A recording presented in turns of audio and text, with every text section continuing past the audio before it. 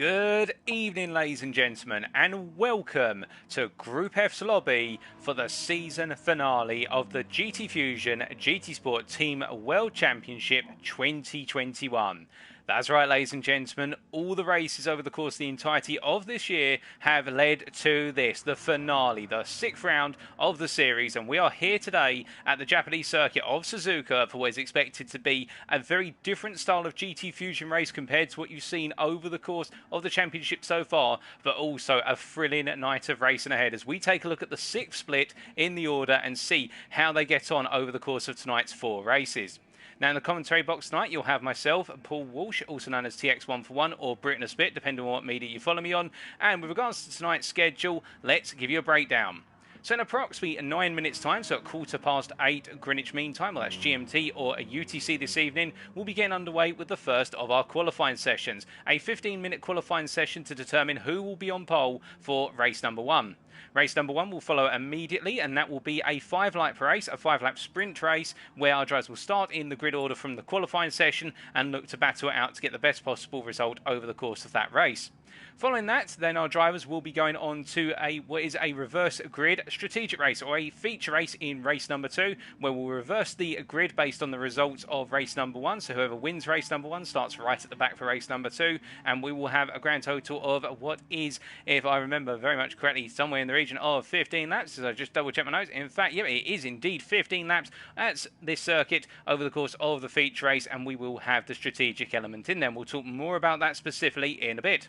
Then we'll take a break, and approximately 9:30 this evening, we will be back for the purposes of the second qualifying session. A shorter qualifying session, a qualifying shootout effectively, to determine our grid order for race number 3. That qualifying session will only be 5 minutes long, and then we'll go straight into our second sprint race, another 5-lap race around the Suzuka circuit before, once again, we reverse the finishing order of race number 3 to set the grid for the final race of the calendar for the Lobby F drivers, or the Split 6 drivers, and that will be the 15-lap feature race in race number 4, the strategic element in there, of course, and our drivers will go racing for that one final time to try and get as many points on the board as possible to contribute to their team's respective standings in the championship when all is said and done. The curtain comes down at the end of this weekend.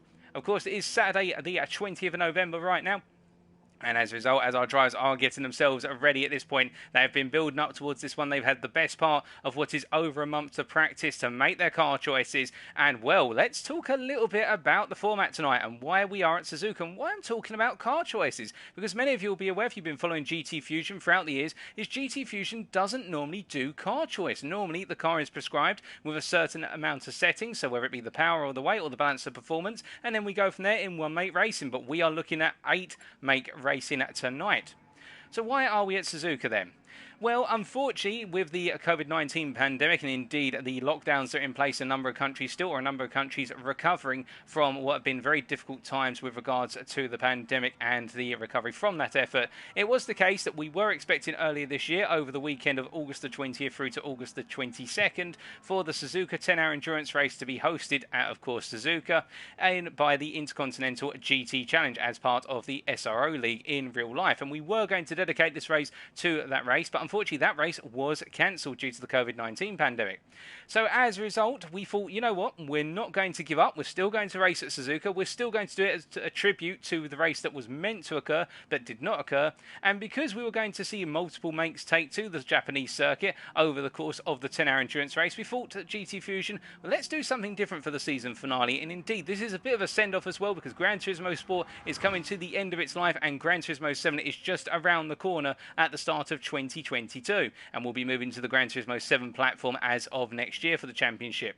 So we thought, you know what, let's introduce multi-model racing here. Let's go for 8 makes of car, which our drivers can choose from, and let's see how they all get on. Our drivers have the ability to tune the cars. There will be adjustable cars, so tuning is permitted, but balance of performance as set by Polyphony Digital, or PD as they're also known in short, the makers behind Gran Turismo Sport. We will still have the balance of performance on in terms of power and weight, but our drivers can adjust the cars as they please in terms of the suspension, the downforce, the transmission, you name it, they can touch it. So as a result, we will see our drivers taking to the circuit in one of the following 8 cars: the Aston Martin V12 Vantage, the Audi R8 LMS, the BMW M6 Gt3 M-Power, the Ferrari 458 Italia, the Lamborghini Huracan, the McLaren 650S, the Mercedes-Benz AMG SLS 2016 model, that is, the Porsche 911 RSR. And with those 8 cars, and I should say that is the 991 model of the Porsche 911 RSR, not the 992 that was recently released in real-world racing but hasn't made its way to GT Sport. So our drivers must choose a car and use that car for all 4 races. They're not allowed to change car over the course of the proceedings tonight, and by doing so, it means that it's all about picking the right car for the job, but not just in terms of for racing around Suzuka, but also for the driver. Because whilst there may be one particular car that's seen as the go-to car, for example, let's say it was the Porsche 911, it may not be the car that every driver feels comfortable with, and some drivers may instead go for, say, the McLaren 650S and feel that they can tune it and adjust the settings on the car to suit them best and get the best possible result. And indeed, the car diversity is going to be something that we're going to be keeping our eyes on.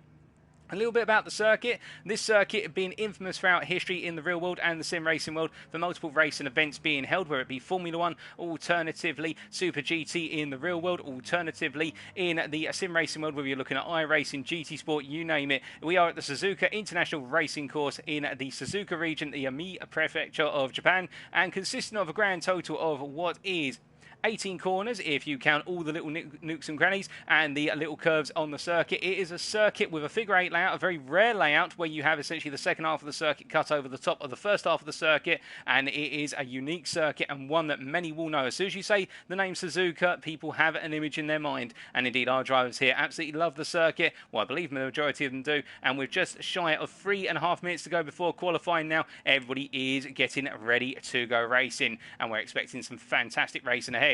Now, another thing as well, which we should point out, is that over the course of the proceedings tonight, our drivers have 2 compounds of tyre available to them. They have the Racing Hard and the Racing Medium. Now, how it's going to work is in qualifying and the sprint races, our drivers must use only the Racing Hard tyre. They're not permitted to use the Racing Medium tyre.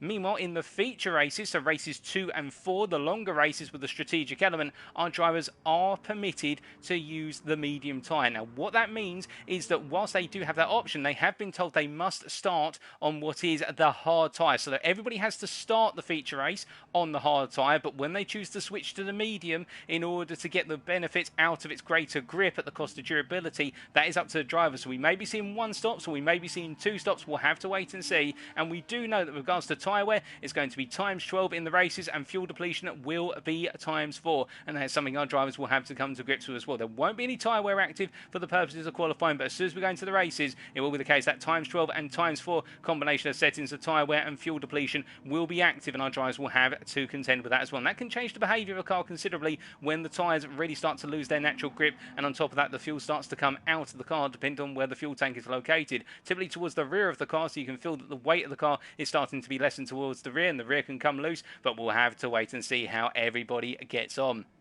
Now, we will introduce our drivers when the qualifying session kicks off, but we say hello in the chat here to ART Langster, and good evening to you, Langster. We can also see Prima Esports here, and we hope you're doing well. The guys at Prima, fantastic bunch of racers. If you haven't met them, ladies and gentlemen, they are a fantastic bunch of guys there. And also hello to specifically Prima Taraf, who is saying hello all, and let's go Eddie. And we do have Eddie in here, who is Prima Eddie, the French driver there. You can see in the entry list on the right-hand side, and he is one of the Prima representatives who will be racing tonight. But whilst we are now waiting only minutes away before we go racing at this point, and we can also see El Loco there, Sim Racing TV. Good evening to you, El Loco. One of our critical organisers behind GT Fusion, it should be pointed out. Without El Loco and his colleagues such as Pierre Chatura as well, we would not have this championship series. They put a huge amount of work in, and given this is the 13th year of the series running, would you believe it, ladies and gentlemen? It has been 13 years as of tonight. There's been 13 championships, and the series continues to grow. It is the biggest team versus team championship on the Gran Turismo platform. Indeed, one of the biggest team versus team championships that's been going in the world of sim racing. And well, it's El Loco, Pierre Chatura, and a number of individuals who, without them, you wouldn't have this. And indeed, we're very grateful to them. And thank you, El Loco, for the compliment. And we can also see that Giguro79 from GTD are saying hello, I believe. And it's good to see you, Giguro, and great racing for yourself in round 5. We've got to commentate that, of course. And now we are just waiting to go here. As we can see, our drivers all getting ready at this point in time, as we just make sure our keyboard is working, and I believe it is. We can just make sure of that. And we might have a slight camera glitch here. We're going to try and get that resolved as quickly as humanly possible. And indeed, we have just got rid of our camera glitch, so that is absolutely perfectly. But we will be introducing our drivers very shortly. As there is the countdown, ladies and gentlemen. It is go for qualifying session number 1. Let's see how everybody gets on as they take to the Japanese circuit.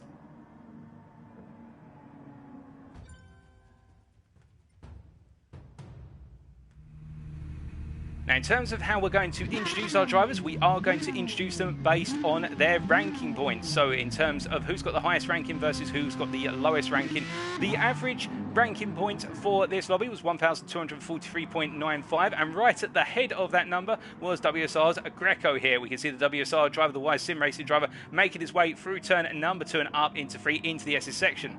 Now, the Belgian driver here with a ranking of 1,248.85, the highest rated driver by a small margin, and represented Team WSR, as it says on the tin here. And Greco, a very fast driver, and we've seen him throughout the whole of this championship, putting in stellar performances within the mid-splits, and we look forward to seeing what he's doing tonight. He's in the Aston Martin Vantage V12 here. Now, the Vantage V12 are known for being a very strong car in terms of its straight line acceleration with that 6-litre V12 engine. However, it can be a bit of a challenging car in terms it natively wants to understeer into corners, but you can imagine here Greco will have raised the rear of the car, and actually when we get that side picture here, you can see he's running a little bit more ride height towards the rear of the car, which will give him that extra rotation into the corners, but it can make that rear end unstable, and tyre wear may be a factor.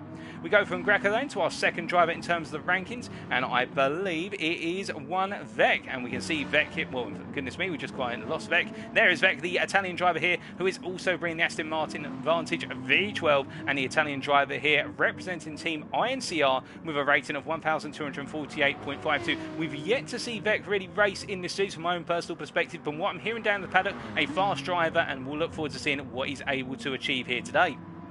Third in our lobby, meanwhile, is the TX3 driver, who needs no introduction. He is known throughout the entirety of GT Sports esports and community. It is TX3's Halbstark here, the German driver making his way through Spoon Curve right now. A very, very strong driver. You typically see him in FIA top split. He's been working very hard with his TX3 teammates over the course of this championship season, and he is bringing the Mercedes SLS, which is a different choice. Now, the Mercedes is a very powerful car in terms of it's an all-rounder here. There's nothing in particular about the car which gives it an advantage or a disadvantage. That in itself arguably is both an advantage and a disadvantage, a jack of all trades, master of none. But you can imagine Halbstark's going to have a lot of options to play with in terms of tuning this car, and you can imagine he'll have a lot of flexibility in terms of the sprint race versus going into the feature race, how he wants to run the car, and it could work to his advantage. But again, notice the amount of rake he's running towards the rear. He's got the rear of the car raised up quite a bit, and that is to help with the fact this car is quite heavy on the nose by comparison with even the Aston Martin. It natively wants to understeer, but the thing about this car, because it is heavy, it can attack curbs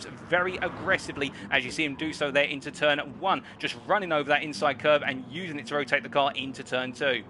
Meanwhile, and with his rating of 1,248.01, we then come onto our fourth place man in terms of the ratings, and I believe, unless I'm very much mistaken, it's this man right here. That's KSZR's Napoli 91, and we're going to be referred to him as Napali from this point onwards on a ranking of 1,247.28. The Slovakian here, making his way around the circuit right now and representing Team KSZR, and he's bringing the Aston Martin V12 Vantage as well. The Aston Martin, quite a popular pick here, and it is known to be a very popular car within GT Sport when you're running lobbies with balance of performance on, but without the fixed setup, so you can make adjustments to the car. So we are expecting quite a few Aston Martins by the looks of things. That's been confirmed so far, and with his rating, he's only got 0.02 of a ranking point over what is our fifth placeman. That's HKRT's Kulinian, and we can see the Greek driver here making his way around through Spoon as well in his own Aston Martin V12 Vantage, and the Greek representing Team HKRT, of course, here on 1,247.26 ranking points,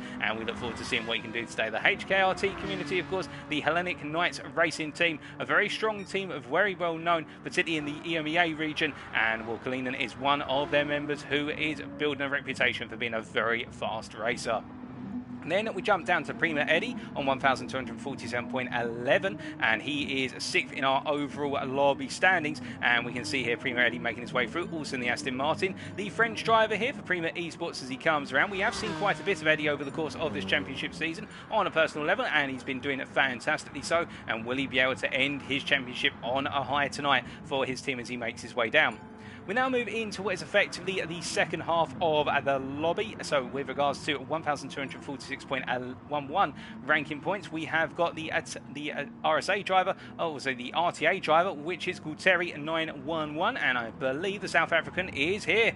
Now we can see the RTA driver bringing the BMW M6 Gt3, and I'll be honest with you, ladies and gentlemen, if you had to say what is your favourite GT3 just for looks, it is this, because this car has a very powerful V8 with a twin turbo under the hood, under the front of that car, front engine rear wheel drive, and whilst it is quite a beast of a car which is being replaced by the BMW M4 Gt3 as a 2022, it's still a wonderful send-off to a car which is a monster, and known for being a strong handling car within the front engine rear wheel drive class with a bit of power to boot. You can imagine here the South African driver Terry will try to do his utmost here in order to get a little bit more handling out of the car, but at the same time optimise this car's performance with that twin turbo to get the most out of it as he makes his way through the hairpin here. We covered a third of the qualifying session, and we must jump on now to Play Dutchy, who's the next driver in our rating system here. Play Dutchy, the Dutchman in the BMW M6 as well here, representing Team ART, the Dutchman on 1,244.99 points. And whilst we haven't seen too much of Dutchy, I'm hearing that the Amigos Racing Team driver is going to give it his all tonight, and we'll look forward to seeing how he gets on.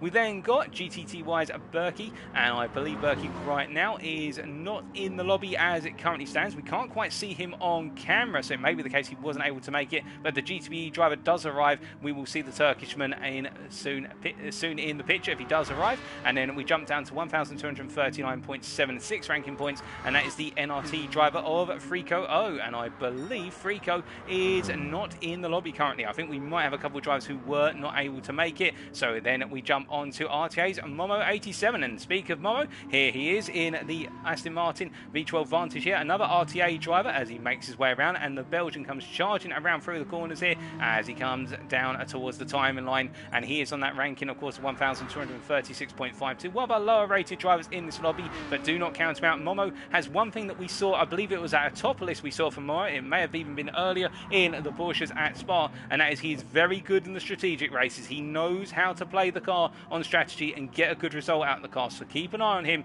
particularly in the feature races where he could be very strong, the Belgian, but we wait to see. And then got ART Langster, who is on 1,236.46 points, and I believe the Briton here who said hello to us in the chat earlier, the Amigos Racing Team driver, making his way up into the turn 11 hairpin right now, and as he comes on through here, the Briton in the BMW M6, indeed the ART drivers will be given their all, and we've got two ART drivers and we've got two RTA drivers in here, so there could be a little bit of teamwork at hand, which is permitted, of course. It is a team championship at the end of the day, as well as there being prizes up for grabs for the best overall driver in the Drivers' Championship. There are major prizes on hand for the team championship, and that's where the big prizes are to be won. And Langster on 1,236.46 yellow. And then last but not least, our lowest rated driver, and he is our lobby host and our trackside steward for today, is KRT's Pirano PL. We'll be referring to him as Pirano from this point onwards. The Polishman making his way right now up towards what is 130R here, coming up towards turn number 15 into that sweeping left-hander on 1,236.16. He's got quite an uphill battle to make today, but you can imagine he'll give it his all for KRT as he makes his way down into the Casio Triangle chicane of turns 16 through to 18. He's got the problem there of HKRT's Kalinin behind, and you can see both drivers there scrapping the lap and moving out the way for the traffic coming through behind, but I think both of them misinterpreting one another's intentions. But those are all of our drivers, ladies and gentlemen, and now as we hop back to the chat here to see what you guys have got to say, we're also going to start to take a look at those qualifying times. We've just under half the qualifying session left. At the moment, it does look as though pole position is in the hands of Kalinin on a 1:57.844, a very fast lap from the Greek driver, but he's only got an advantage right now of 0.2 of a second over Vec here. As well, I said he had an advantage over Vec, but actually that advantage now has been cut down to 1.5 tenths by RTA's Momo here in the Aston Martin on a 57.997, and it is Vec who is a further 300ths behind here, and it does look as though it's going to be a close shootout to determine who is going to be on the front row of this grid come when everything is said and done in the qualifying session. But meanwhile, further down, we can see that it's a further 6.5 hundredths down to the RTA driver called Terry 911 here, the South African driver in the BMW M6, the first different car outside the Aston Martins. And I do think Terry will be hoping that he can stay on that second row here and use the capabilities of the BMW M6 to his advantage. Now, in terms of launch off the line, we are aware that the Aston Martin does have a slightly stronger launch by default, but it's going to be down, of course, over the racing in terms of how can Terry get ahead of the Aston Martins and then make that BMW BMW as wide as possible, because if he can get ahead of anybody, he is going to prove a very difficult car to pass, because you can see the width of the M6 compared to the Aston Martins around him, and also the Mercedes SLS. It's a much wider car, and that does give him the ability to be quite wide on circuit when defending and blocking overtakes. Excuse me. Now, Gualtieri in P4 at this current point in time. Greco currently in P5 on a 158.208, and he is 1/10 for Gualtieri, and then you've got a further half a tenth back to Halbstark in the SLS, who, as he makes his way here through Spoon and down towards what is 130R, Halbstark doing a good job in qualifying and putting himself on that third row at this point in time, and he's got quite an advantage over Prima Eddie right now of just over 1.5 tenths here. And speak of Prima Eddie, and here he is making his way down towards 130R, the Frenchman, and Eddie on a 58.4, but he is improving considerably here, so we're going to stay with Eddie. That is almost 4 tenths up. This could be a shot at getting himself on to the second row if he absolutely nails the final part of this lap in terms of coming through the final sector. He makes his way through Casio Triangle here, and as he comes around to complete the lap, will it be enough from Eddie, or will he have more work to do? He comes across the line, and it's a 57.8. Eddie goes pole for the time being by just under half a tenth over Kalinin as they make their way down onto another lap here, and it does look as though now the Aston Martins are really coming into a world of their own as Kalinin goes onto a lap, and Eddie, well, I think he's going to be smiling from ear to ear, because that is a very strong lap, and with the fact there's no fuel depletion or tyre wear modelled in qualifying, it's all about having that pace on equal furniture in terms of no tyre wear and fuel in the car, and trying to use the slipstream of a driver where you can find it down towards 130R, and it is working out massively for the Frenchman here. I think that could be enough to put him on the front row for sure. As you can see, he's improving even more. He's all for 10th up already through sector 1. There being 4 sectors on this circuit, and we will give you a quick tour of the circuit very shortly. We'll ride on board as we say hello to Seven Palouse, and we also say hello to Vincenzo Iannucci, and we can see here as Eddie makes his way through at Degner 2 and heads up towards what is the hairpin. He's a lost time there. 4x out of Degner 2 really cost him massively as he comes through 10 and up into 11, into the turn 11 hairpin as they make their way on through. So we're going to look away from Eddie for the time being, and we will try to find you a driver who is currently coming towards the end of a lap, so we can take you around for a tour of the circuit and give you a briefing of exactly what goes down at Suzuka in terms of the overall lap, as we just look around for our driver who is trying to make his way to the end of the lap right now. We have got a driver coming up towards Casio Triangle, and that's WSR's Greco. So let's ride on board with Greco as he makes his way around. So coming through Casio Triangle here to complete his current lap and go on to the next one. He's going to gradually let the car drift over to left, or is he? No, he stays to the right, in fact, to shorten the run to the finish line. But normally you go over to left if you're in a race, as he goes provisional P4 and a 58.0, a good lap.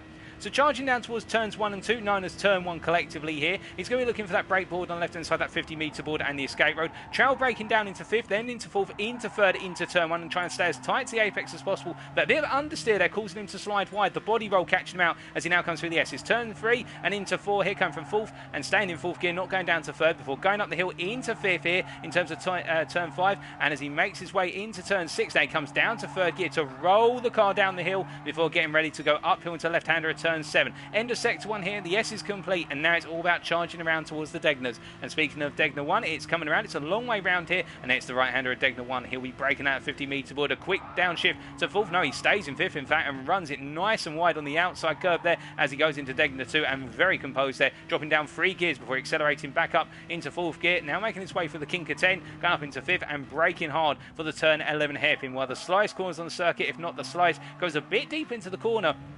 And gets on the throttle nice and early and rotates the Aston Martin through, and now comes through the long right-hander of turn number 12 here, just keeping nice and tight as he makes his way around full throttle here and going up into 6th gear before getting ready to brake for Spoon. Turn 13, the double apex, the first part here, of course, the left-hander before he makes his way through up into turn 14, and as he comes all the way through turn 14 now and rolls down a bit wide of the turn 14 apex there, and as he now makes his way down towards where his 130R, a long run here. This is the old start straight, of course, as they make their way down towards 130R, heading up towards turn at 50. Now, will he go through 130R flat? I doubt it on racing hard tyres. Let's see as he turns into the 50-metre board, and he does go through there flat. In fact, the drivers have got the tune to do it, and as he makes his way down to Casio Triangle, breaking that 100-metre board and coming all the way down to 2nd gear. Another slow sequence of corners, cutting as much of the curves as possible, and as he makes his way now out of the corner to complete the lap flat out, you can see he's staying over to the left here. He knows he's not on a qualifying lap, so now he's going to stay over, and that extends the run to the start-finish line and extends the run down towards turn 1 and gives him him a little bit more speed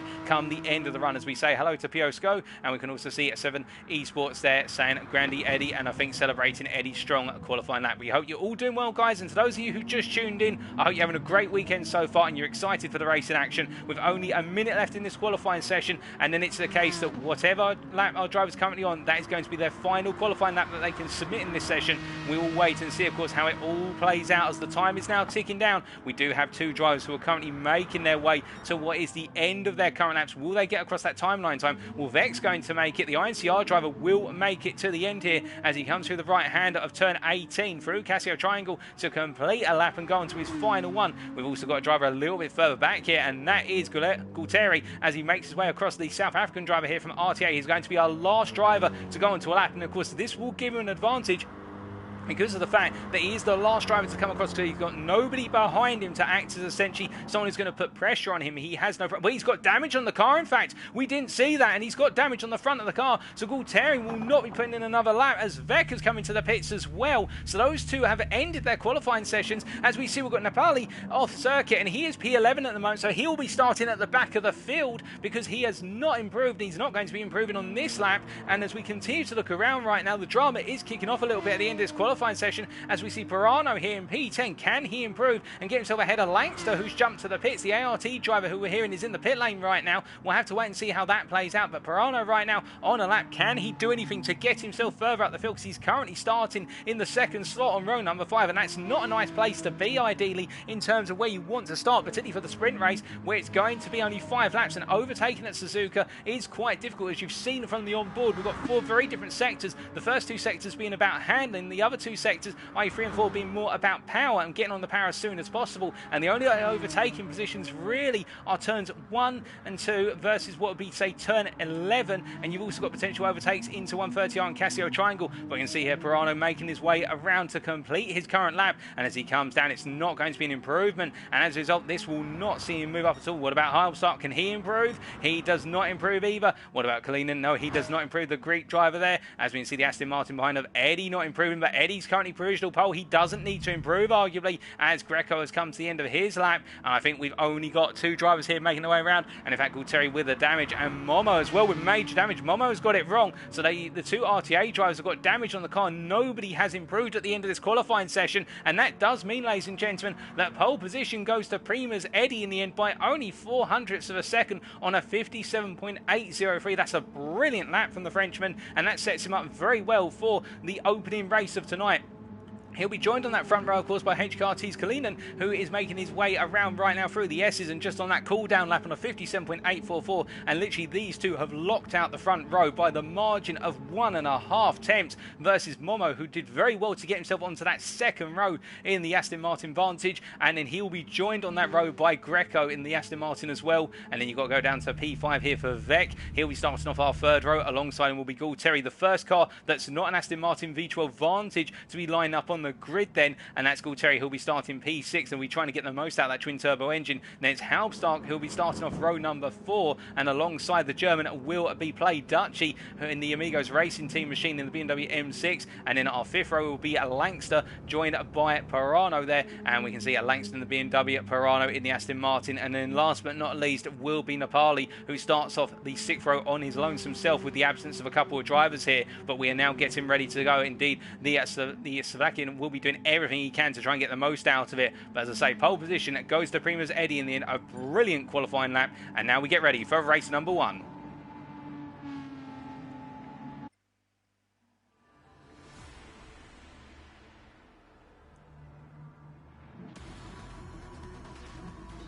So as we pan down to the grid for the first time, you can see it is Prima Eddie on the right, and on the left it is Kalinin from HKRT, Momo and Greco behind. But watch out for the driver of Halbstark in P7. How can he come through the field in the Mercedes SLS?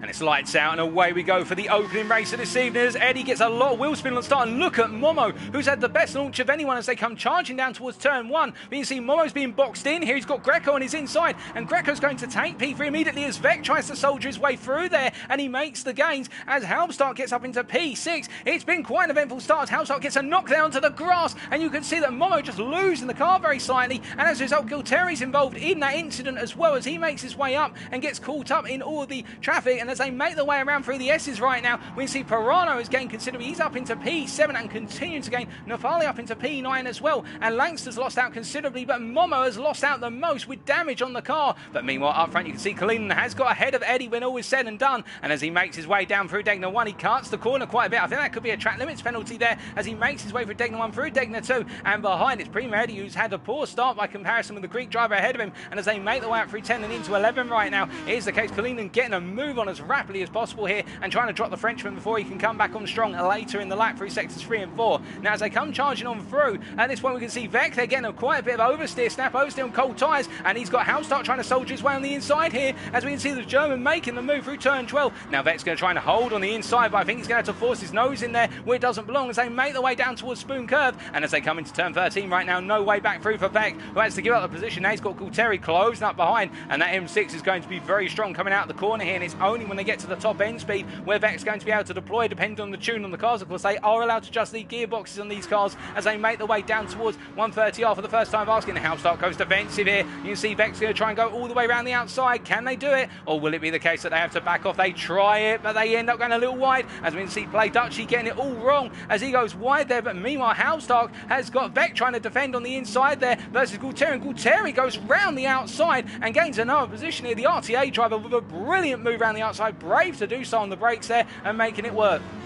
So after one lap, it's Kalinin leading for HKRT, 9/10 of a second ahead of Prima Eddie in P2. Then we've got Greco in P3 chasing after him. Then Halmstad in P4. Great start from Halmstad. Behind Vex has got Gualtieri on his inside here, and Vex having to go defensive here, cutting off the nose of Gualtieri as they make their way into turn 2. There's no way through, or is there? As there's a little bit of contact, I think, but Gualtieri makes his way through as we can see Vex understeered wide as well. And now Pirano is in P7 and trying to make the moves here, and Vex is falling down the order. The INCR driver really under huge pressure as Gualtieri is coming on strong in P5 and continues to make his way up the field. Pirano in P7, and we've got Nepali in P8, having started P11 in this race. And we can see Play Dutchy in P9, Langster P10, and it's all gone horrifically wrong for Momo, who has fallen down the order like a stone to last position. But as we look back up towards our leader right now, he's continuing to break away. As meanwhile, you can see all good at speed behind. It's Vex who goes a bit wide there. Now Vex lost it coming out the corner. You can see Langster having to take evasive action. What happened to Vex as he goes racing once again?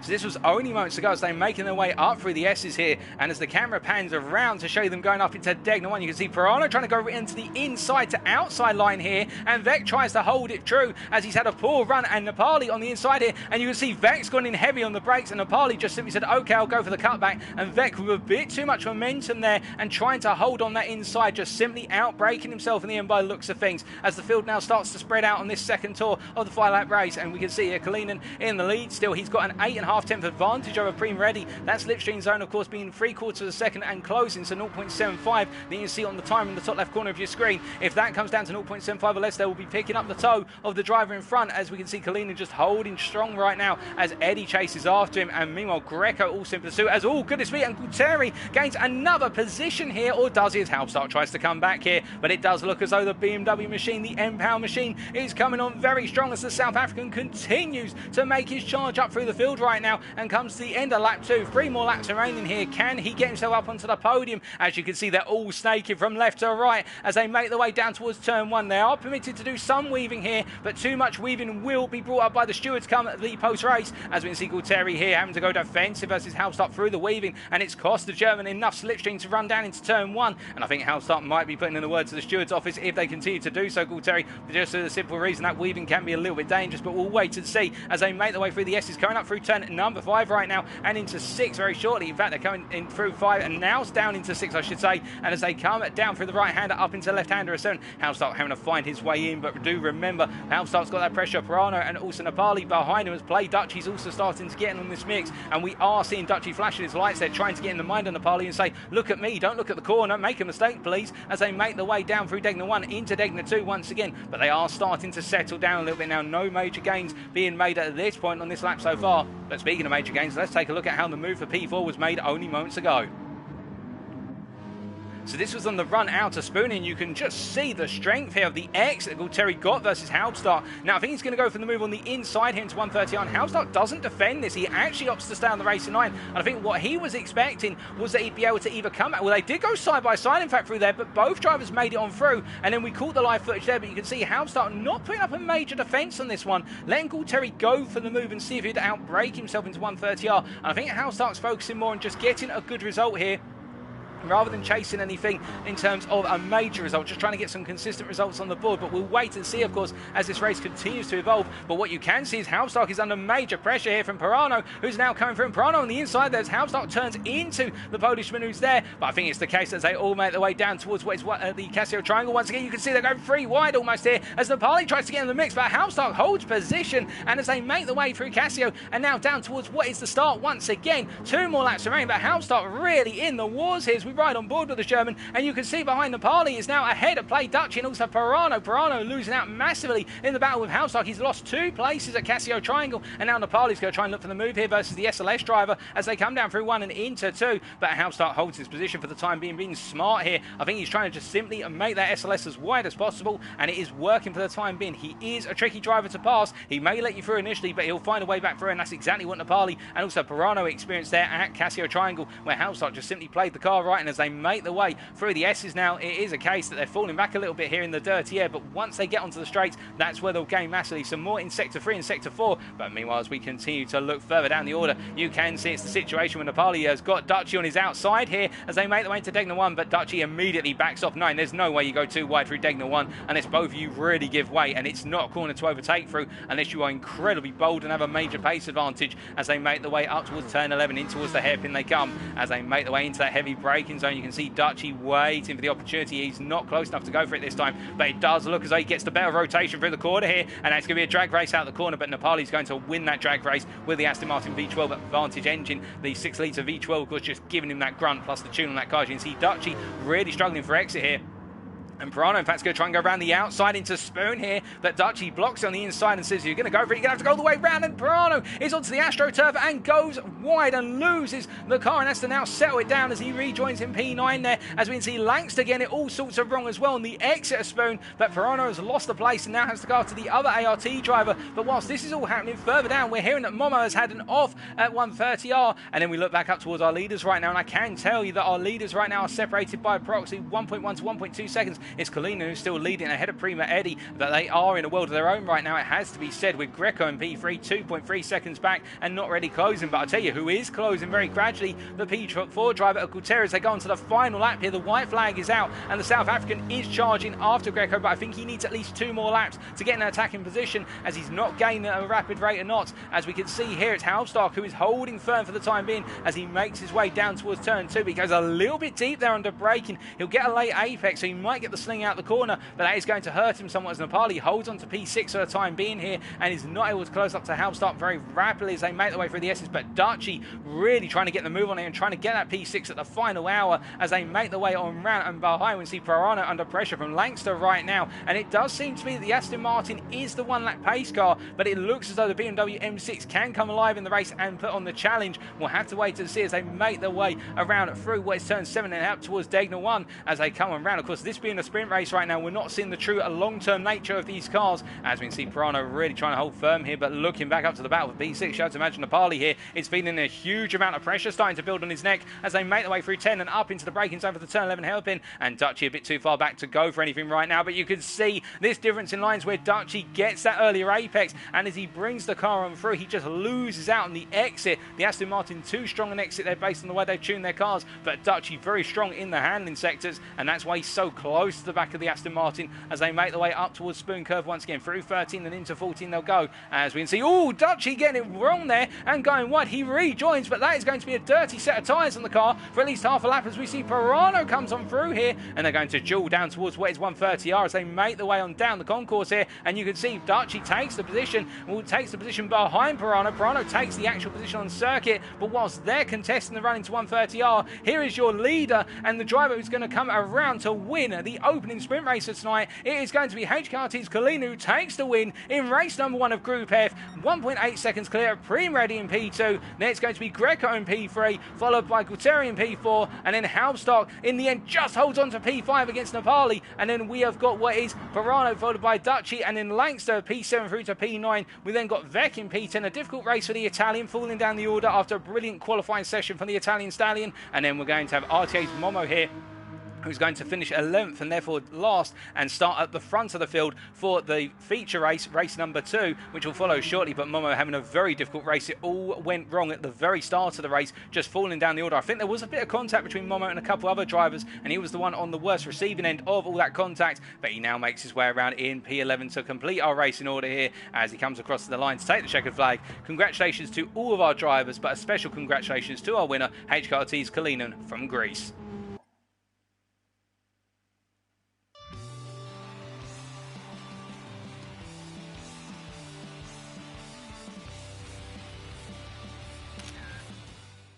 Well, it does seem as though we've got our proceedings off to a fantastic start here, as here are your race results subject to any stewards' inquiries, of course, from race number 1, the first of our sprint races tonight. HKRT Kalinen taking the win in the end by 1.8 seconds over Prema Eddy. The Frenchman coming second ahead of WSR's Greco, completing our podium, did the Belgian there, 4.1 seconds off of our race winner. Arte Gualtieri and TX3's Halstock there, completing our order, as we just get that notification out of the way of our screen. And then we have Casadars and Nepali, KRT's Pirano, Play Ducci, ART Langster, Vec 1802, and RTA's Momo 87, completing your standings there. The fastest lap being set on lap number 3 by our race winner, HKRT Kalinen, a 1:59.363. Now, as we get ready to go racing once again, we'll briefly be seeing our drivers get set for the first of our feature races. Now, to take you through the rules once again with the feature, whereas the sprint race was only 5 laps long, the feature is 3 times that, 15 laps. So we're going to be going from effectively what is approximately a 10-minute race to somewhere in the region of a half an hour to 35-minute race. Our drivers must all start on the racing hard compound, much like what they did in the sprint race, but the difference here, the modifier, is that they must at some point use the racing medium compound over the course of the race. Now, what we do know with regards to the tyre wear at this circuit, with a tyre wear factor of ×12 and a fuel consumption of ×4, we are expecting our drivers to need to take on fuel, and we are expecting that medium tyre, whilst it is more durable, more grippy, it's nowhere near as durable as the hard, and so we can expect it will fall off quite rapidly. Now, does this mean drivers go for a 2-stop, so they use 2 sets of mediums, for example, and get rid of the hard after 1 lap? Or is it the case they go for a 1-stop where they do a long stint on the hard and do as long as possible stint on the medium? That will be the big question that we have to wait to find out. But do remember, everybody will be starting on the hard, and we need to keep our eyes out for when drivers make the switch to the medium and how the fuel consumption goes. Now, in terms of the fuel consumption of these cars, we do know that with respect to the fuel consumption of what is, as we can see, all our drivers being recalled to the pits. With regards to the fuel consumption of these cars, we know that the Aston Martin is quite fuel thirsty. It's one of the thirstier cars within the GT3 class as modelled in GT Sport, but at the same time the BMW M6 is no slouch in consuming fuel either. It's quite aggressive on its fuel use.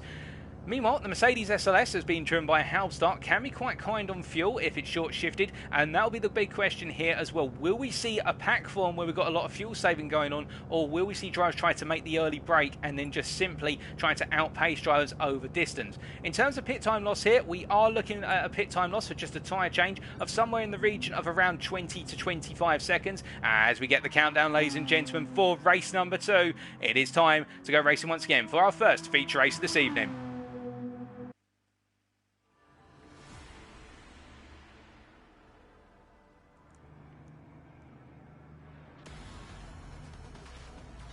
So he panned down to the grid for the second time with the reverse grid. It's RTA Momo on pole on the right hand side. Alongside him will be Vec 1802 from INCR. And as we look down the field, watch out for Kalina. He'll be coming from right at the back. Can he make it another podium finish?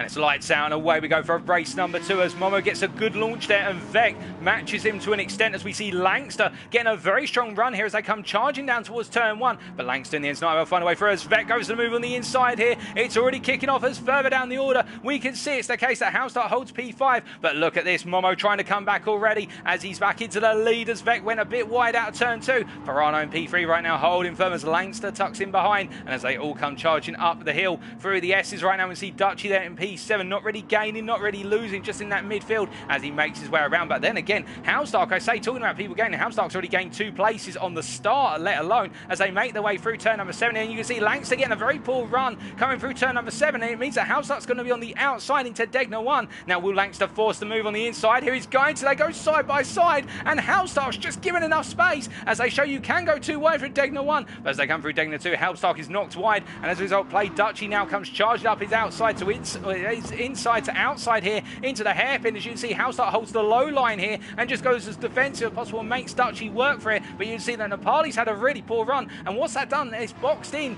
Play Dutchy, and it means that Housestark has now got the drag race against both of them as they come charging on through. But you can see Nepali with the slipstream of the Langster is going to gain here as further back we can see Dutchy versus Housestark once again as they go side by side up into Spoon. And Housestark gives up the position in the end. He knows he can't come for this as they make their way through the first part of Spoon, through the second part, and now come down towards 130R on the long charge. But meanwhile, up front we can see Momo already making a gradual breakaway. The 1 second advantage right now as I think Vec has to start looking backwards rather than forwards, looking at Pirano catching up, but then behind them we can see Langster battling once again with Nepali here. They're going to go side by side, or are they up into 130? Oh no, Langster thinks they're better of it and opts to stay behind. As you can see in the rear view picture here, Dutchy feeling that pressure from the German Housestart. The Dutchman just not able to break away from the SLS as they come charging into the corner. No real changes other than what we've seen towards the midfield here, particularly the battle for what is P4. But as they complete the first lap, it is Momo leading right now by 1.2 seconds over Vec, followed by Pirano, who's a further half a second behind and closing. Then we've got Nepali in P4, followed by Langster in P5, then Play Dutchy in P6, followed by Housestark in P7.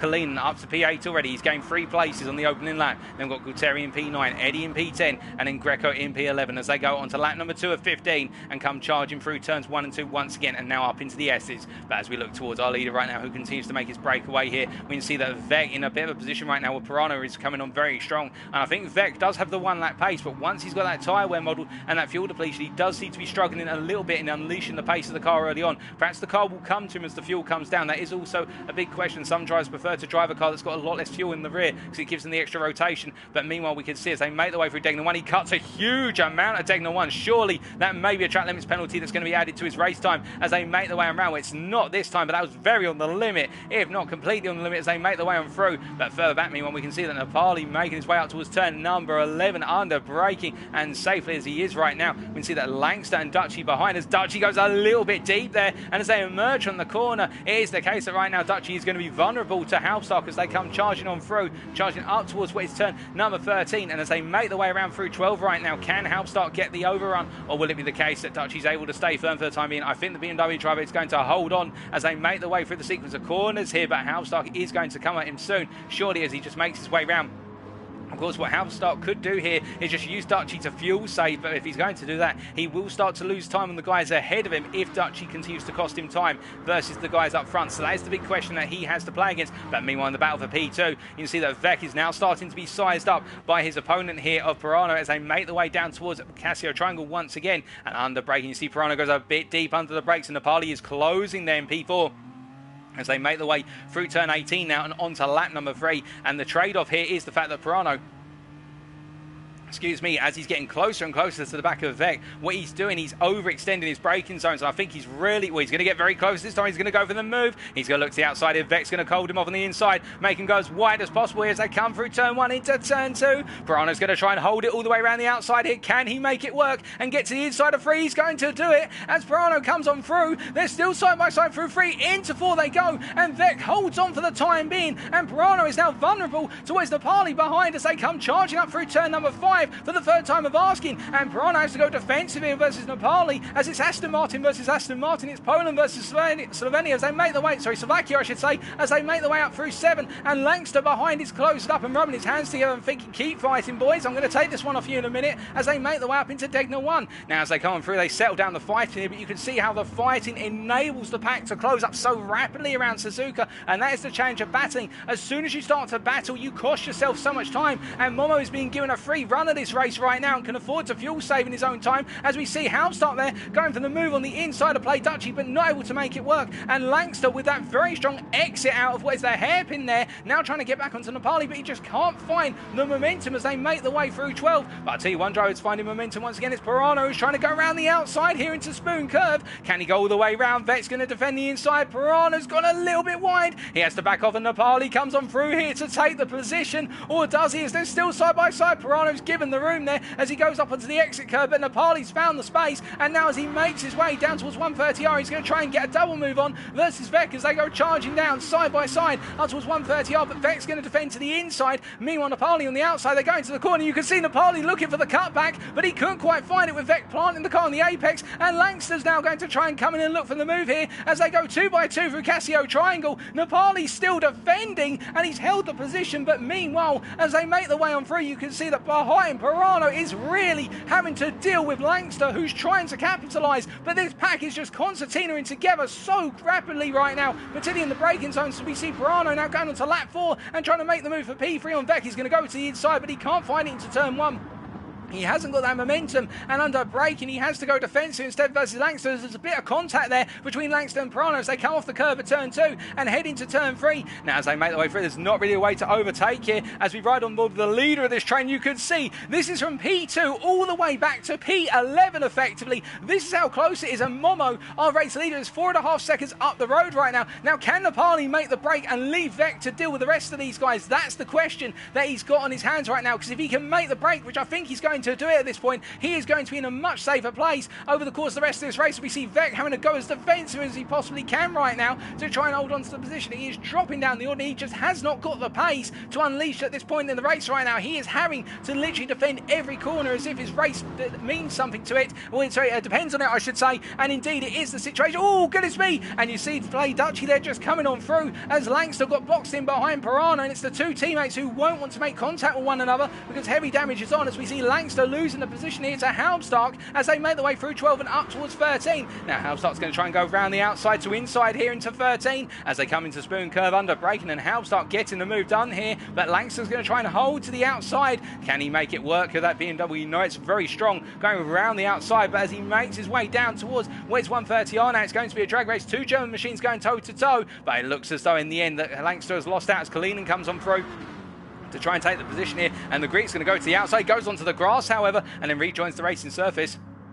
And it looks so Kalinen's not able to find a way through, but Halmstart there getting a little bit muscled around, and as they make their way down towards Casio Triangle here, it's Halmstart who goes very defensive versus Kalinen. He does not want Kalinen to come on through right at this point, and Kalinen there gets it a bit wrong and is onto the runoff road there, the old pit entry. We'll have to take a look back at what happened there very shortly. I think there may have been some contact, but I can tell you that Nepali is breaking away right now as we see Pirano has got himself past what was Vec. He got it past him in the run to 130R, and now the Polishman will try to do what Nepali did only moments ago, which is break away from the pack as they go on to lap number 5 of 15. But it has been a very eventful race so far, you have to say, as they make their way around onto this 5th lap, coming to the end of 1/3 of the distance, and Play Dutchy now chasing after Vec, who seems to be falling back. You can see Vec already falling backwards from Pirano here and just not able to chase after the leaders, and Vec really struggling for pace at this point as we continue to look further down the order. Halmstart is making a gradual pull away from Gualtieri here, who has got ahead of Langster with everything that did happen up into Casio Triangle. As let's take a look back at what happened to our Greek driver of Kalinen only moments ago. So as he was making his way down towards what was 130, he went up onto the grass here, and interestingly enough, he was able to rejoin, but as he was coming down into the chicane, was there contact? That's the big question. As we tried to get the camera angle here to see what happened to Kalinen, was he came into the corner. I think Gualtieri gave him a little bit of a tap on the rear end, and that unsettled the car, and Kalinen rejoined. I think it was just a brief mistake from Gualtieri in terms of the contact, but Kalinen has felt the damage massively from that. There is no damage on his car, it should be pointed out, but for Kalinen's race has been sorely hurt, and as a result now he's got to go chasing once again after all that effort to gain. But whilst he's now on the recovery path, we can see that Vec is still on the defending path in terms of trying to hold on to P4, as Play Dutchy is the next driver to try and find a way past the Aston Martin. Now, of course, at this point, Play Dutchy in a different car, whereas all the guys who've come past Vec so far have been in equal machinery in terms of they've been in Aston Martins. Dutchy's now got to find a way to make that BMW sail past Vec. Now, where can he do it? Well, he's going to need to do it after a handling section, particularly at the end of sectors 1 and 2 in the run towards the hairpin. Perhaps he'll be able to go for a move there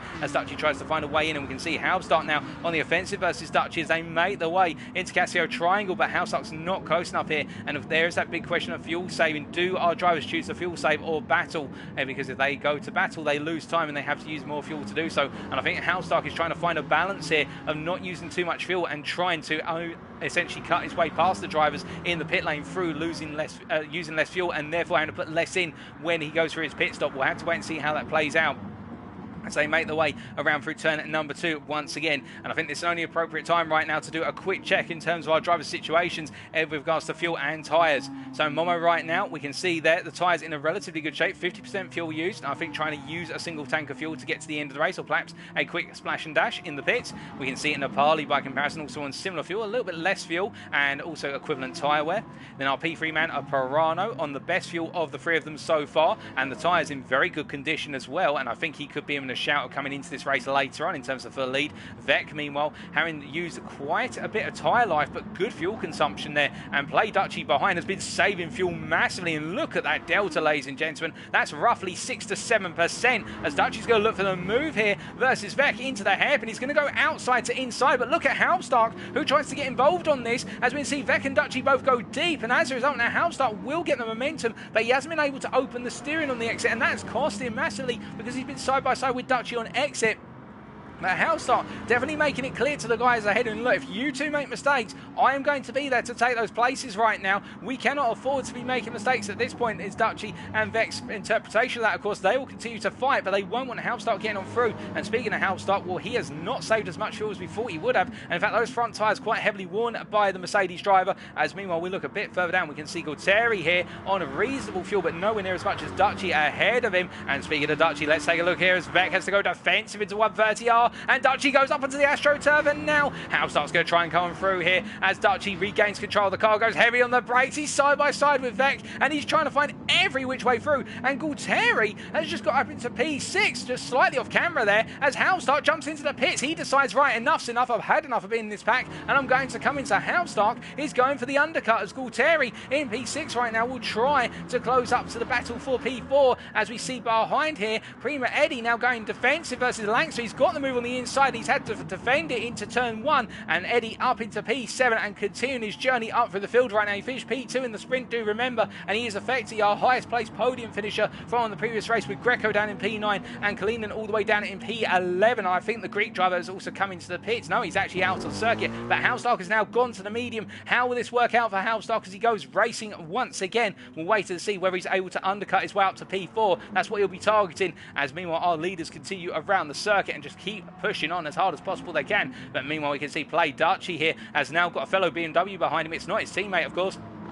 It's the RTA driver Gualtieri who will be trying to find his way on through, but Vec proving to be an absolute night. Oh, goodness me! And as we were talking about that, we can see that Langster getting it very wrong on the exit of what was Degner 2, just simply going a bit too wide and getting the power on too early, and he spun into the wall, and Langster is going to feel the pain from that one as he drops down the order, and there is damage to the car from what we're hearing. But Dutchy, meanwhile, still trying to find a way to get past Vec, but he just cannot find it at this point in time, as Vec continues to hold on. That Aston Martin just so strong in the acceleration zones compared to everything else around it, and that's the reason that Vec is able to now, because he knows when he needs to put his foot down just how much leverage he has over Dutchy and also Gualtieri there in the BMW machines. But of course in the handling sections it is where Dutchy gains so much, and now as he uses the slipstream to get alongside on the outside, he's going to try once again to go all the way around, but will he look for the cutback here? Will he hope Vec goes too deep? Well, he tries it, but Vec puts the car very well, and Gualtieri now tries to get in as they look to go 3 wide down to Casio here, but then Gualtieri has to back out of it as Dutchy all over the back of his Italian opponent as they make their way through 17 and into 18. Now, will they all come into the pits here, or will they start? We can see Prima Eddie into the pits. He's decided to undercut this battle as he makes his way in, but still the majority of our drivers staying out. Halbstart has already come out, of course. We'll wait to see where Halbstart emerges emerges, but as they go on to lap number 8 right now, the battle for P4 couldn't be more intense as Vec defends the inside versus Dutchy, who goes off circuit. He goes up onto the AstroTurf and gets pulled wide by the lack of grip out there, and the marvels cost him massively as now he rejoins ahead of Greco, and Greco's now got a face full of BMW to contend with as Kalinin is just behind and closing up rapidly here. So these drivers, you see Dutchy really struggling as he knocks Greco slightly wide there, but I think Greco trying to find space where there wasn't any, going around the outside into turn 5 as they make their way around right now, and as they come up into 7, Dutchy will be feeling pain now. I think he'll need to settle himself down, as meanwhile we can see Vec now has got Gualtieri over the back of him. Can he make himself a nightmare for the South African like he has for everybody who's tried to come past him? As meanwhile behind we can see Dutchy now back up to momentum and starting to go hunting once again. He will want to go after Vec and take that position off of him. There is no doubt about that as they come charging on through, but meanwhile Vec holds firm right now, and I think to get past the Italian you've got to send it into a heavy braking zone. That's the only way you're going to get it done here, because Vec has an answer everywhere else. It's just in these low speed sections where he struggles under braking. But with all this happening, the question is, of course, where is Halstark? Well, Halstark has come out effective 1.6 seconds ahead of Prima Eddie, and you can see Eddie in the rear of your picture there. So Halstark going for the undercut before everybody else. Eddie now also an undercut as well as they've gone to the medium compound. We'll wait and see how it plays out between these drivers, but you can imagine if they are timing this right, they should come out right at the head of the battle for P4, if not a bit ahead of it. That would be their target. They could come out behind it, of course, and that would be a nightmare situation as we see Halstark making his way up through turn number 12 and into 13. But meanwhile, our race leader, don't forget about him, Momo right now making his way into the pit. So Momo is now on his time stop, and Napali stays out, so Napali goes one more lap here, as does Pirano. So our race leader comes in, and it's going to be the case. I think this could be a bit of a danger zone for Momo, because if the pack behind stays out, as Gualtieri comes into the pits, he did get past Dutchy. He did get past Dutchy. What's happened to Vec, in fact? Where's Vec in all of this? Well, he's come on through. He's just gone past our timing lines, and Vec, has he got damage to the car? No. What has happened to Vec?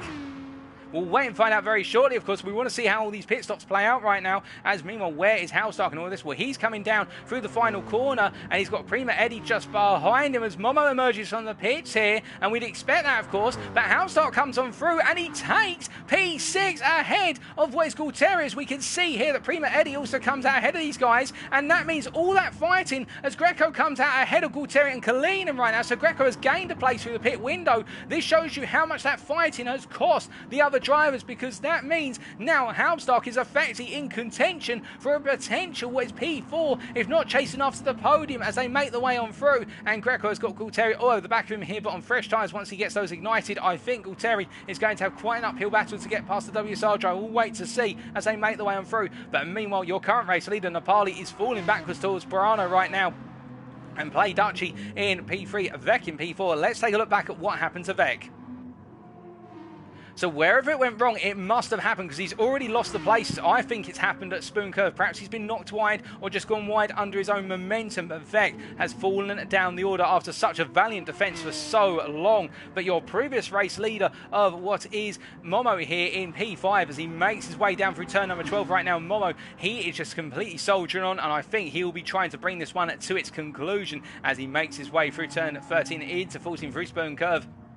At this point, Momo just needs to keep his head down and keep this one nice and straightforward. But meanwhile, Halstark, he's got Prima Eddie over the back of him, and taking a look at those tyres already, those mediums really starting to pick up that wear. And indeed, as we can see there in the chat from Prima Gear Tilt, it might be the case that Halstark needs to pit for another set of tyres as he lifts off there to let Eddie through. And I think it may be the case he's letting Eddie through because he knows that Eddie's the faster driver at this point in the race. But Napali has stayed out in the lead right now, I should tell you, as Pirano and Dutchy are both into the pits, as is Vec. So we'll wait to see how this plays out. Now, we are assuming that Momo is going to come on through to retake the lead of this race as he makes his way across that timeline. Well, effectively the lead. Napali is yet to pit, of course. But what about Eddie and Halstark? As we can see, they swap places. And I think Halstark was very aware of the fact he didn't want to cost Eddie any time and cost himself time versus the guys coming out the pits. And there it is, ladies and gents. Well, there's Pirano, who's come out the pits. He has been essentially undercut by what was Prima Eddie in particular, and also Halstark. And behind Greco, Gualtieri, and also Kalina have come out. And that means now that for Dutchy, he's come out behind all of this, as has what is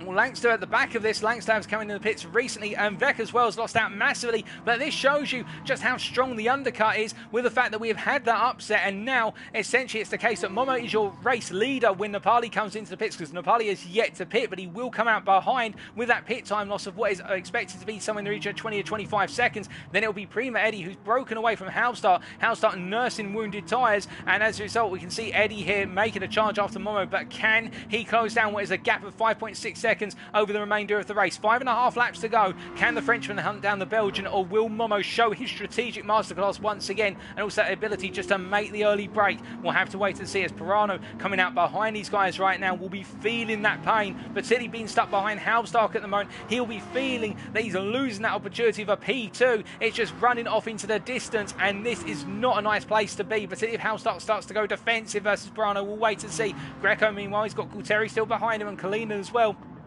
as they make their way through Spoon Curve here. And I think Greco at this point is looking to try and target that top 5, perhaps inch himself a little bit closer to the guys up front, but at the same time he'll be wary of the fact that drivers behind him will want to have a piece of that. As we can see there, Halstark moving out of the way for Pirana. I think Halstark is just simply trying to cushion the car home at this point and not fight too hard. As Nepali is into the pits here, the pit crew come out. Our current race leader, we expected him to come in very soon, and he has come in. And it will mean that your race leader now becomes RTA's Momo once again. He led from the start of this race, and he retakes the lead here as he goes on to lap number 11. 5 laps remaining. Now, what about Prima Eddie? Well, I think Eddie is going to come out ahead of what is Nepali, but we'll wait to see, as Halstark has come on through behind as well. Now, we're just waiting to see where this all plays out, as Greco right now comes on through. And here's Nepali coming out of the pits, and Greco and company have just come out behind as Gualtieri goes to the move on the inside here versus Greco, side by side into turn 1, and Greco's pushed wide there as he goes up onto the AstroTurf, and as a result Greco goes for a spin, and Gualtieri gains the place, but Greco I think will be fuming at that one as Gualtieri now moves up into P6 and goes chased after Nepali, who is just getting his tyres up to temperature. But let's take a look back at that, because that was a very close cut and near to the bone move.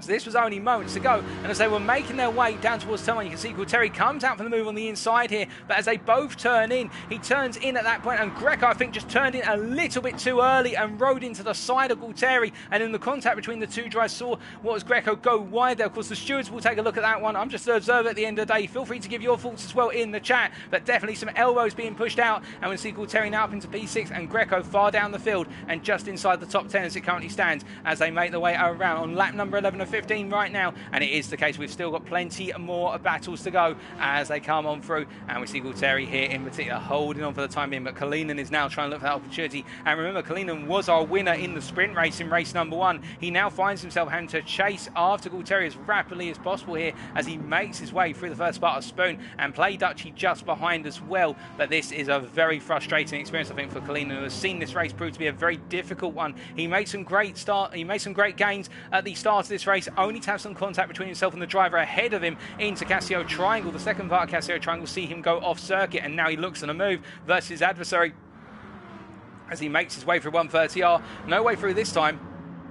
But can he find a way under braking? Well, he's got to be careful here, because Play Dutchy's also looking for that potential move. As Gualtieri go a little bit deep there, and Kalina has to back off, and Play Dutchy gets right into the mix as they make their way on through turn number 18, and they come down to complete the current lap. Gualtieri goes defensive to the inside immediately versus Kalina as they come charging down towards turn 1. It's a long run here, Aston Martin versus BMW Power, and as they make their way into turn 1, it's Kalina on the outside, and we see Dutchy trying to come on through as well. Dutchy backs out, but Kalina makes the place and gains P6 and tries to now hold on to it on the exit of turn 2 as they go into the S's, and I think he'll have this one, and Gualtieri has to go defensive versus his BMW counterpart of Dutchy as they make the way through turn number 3 and 4 and up into 5 here. And it is the case, Kalinin gains the place, Gualtieri drops one, and now has to worry about another BMW that also wants to get into P7, and that is Play Dutchy, who's all over the back of him right now as they make their way through the S's. And you can see the body roll of the car of Gualtieri, just a bit too much body roll there on the run into turn number 7, and as a result now as Play Dutchy tries to get closer and closer, he will see that, he will know that, oh goodness me, Gualtieri on the grass there on the entry into Degner 1, just the rear left tyre going onto the grass as he turned into the corner, and he's got to be very careful of that, because that could have spelled disaster for his race. As Play Dutchy's looking for the mover, he goes to the inside and he tries to get his nose, and he does get his nose in, and I think there's a little bit of contact, but as they make their way out to the hairpin right now, as Greco goes pursuing after these guys, we can see that Gualtieri holds on for the time being, and Dutchy definitely getting impatient now. He wants to get that place, but he's going to have to wait a little bit longer longer as they make their way through 12 and up into 13. And Dutchy tries to go around the outside to inside trick, but Gualtieri parks it on apex. But he goes a little bit offline there as they make their way through the second bar spoon. But he holds on for the time being as the South African, as he gets a bit of snap oversteer there on the exit. And as a result, Dutchy's now got the momentum as they charge down towards 130R. And I think at this point, unless Gualtieri can master something under the brakes into Casio Triangle, it is the case that Play Dutchy has gained the position and is now up into P7 and will try to make the breakaway. But you see Gualtieri all over the back here as he looks to the outside, to the inside. He goes for under braking. They're side by side through the corner, and you can, oh goodness me, I think Dutchy has been pushed wide there as he rejoins, and it is definitely the case right now as the cameraman pans round. We can see that Dutchy here regains the position. I think Gualtieri has let him get the place back in the end after being knocked away, but Gualtieri going for a very, very late move, and now as they make their way down towards turn number 1 once again, you can see Dutchy under that pressure from Gualtieri as they come down into 1, and Gualtieri goes to the inside, Dutchy on the outside here, and it is the case that they both make it through, but Gualtieri gains the place as they come through 2 and head up into turn number 3, and Dutchy's got it all to do again. Meanwhile, I can tell you that in P2 right now, Prima Eddie is gradually being closed up by Pirano right now. Do remember that Eddie went for the undercut versus a good number of drivers in the field, including Pirano, so it's no surprise the KRT drivers now closing up to the back of him. Meanwhile, Momo, who pitted after Eddie, is just sailing off into the distance, 5.3 seconds his lead, and we can see that Pirano closing up, but he can't find a way through for the time being. Now, if he's going to do it, it'll most likely be coming out of spoon up towards 130R, because he'll have the run plus the traction to get it done. You can see Pirano being patient here. He's waiting for Eddie's time to continue to fall off and then sees the opportunity as they make the way out of the hairpin and head through 12. Meanwhile, behind him, Nepali, who's on the freshest tyres of anybody. He's only 3 seconds off of the battle for P2 right now. Could he get himself back onto the podium? I think he has got an outside chance of doing this. It depends how much Pirano and Eddie fight one another. As you see, Pirano goes to the move on the inside here into turn 13, and he gets it done. We'll take a look back at that shortly, but it's the case, the swap of positions here, and Nepali has gained half a second from that battle in. As we see, Kalinin has gained the place on Halbstark here, as Halbstark makes his way on through. And meanwhile, Gualtieri versus Dutchy, and Dutchy goes wide once again. Now, I think there may have been a move, but we won't be able to see that one as we do take a look back at the battle for P2 and how Eddie was passed by Pirano. So I think it's going to be one of your traditional moves here as we ride on board with the KRT driver. And as you can see here, he had the inside run into the corner, and Eddie didn't fight this one too hard on the older tyres, and as a result, Pirano gained the place and went up into P2. But as we now look towards the live cameras, we are on the penultimate lap, and we can see Eddie chasing after. Nepali still 2.1 seconds back. If he can close up at a second lap, he'll be right there at the end of the final lap to take on Eddie. I think at this point, Eddie's going to just try and hold on as much as he possibly can as he makes his way through turn 2. Meanwhile, Kalina in P3 as it currently stands, where he's got past Halbstark, and Halbstark here dropping like a stone. He's still running. And though, look at those medium tyres, ladies and gentlemen. I know it was said earlier that Halbstark wouldn't be able to make it to the end on that set of mediums. Well, he's going to try and do it. Whether he's going to be anywhere near the optimal pace at this point, I think that's something to be desired. But Halbstark is making that gamble, and it is paying off to an extent, because he is going to be in P6 right now, but Gualtieri is closing up rapidly. To give you an idea, that last lap from Halbstark on lap 13, a 2:02.7. Meanwhile, Gualtieri, despite the battling with Dutchy, a 2:09. So as a result, effectively, Gualtieri gained almost 2 seconds over Halbstark. He will be in attacking distance at the start of the final lap, if not sooner. I think Halbstark is really struggling, and will need to try and make that Mercedes as wide as possible come the final lap.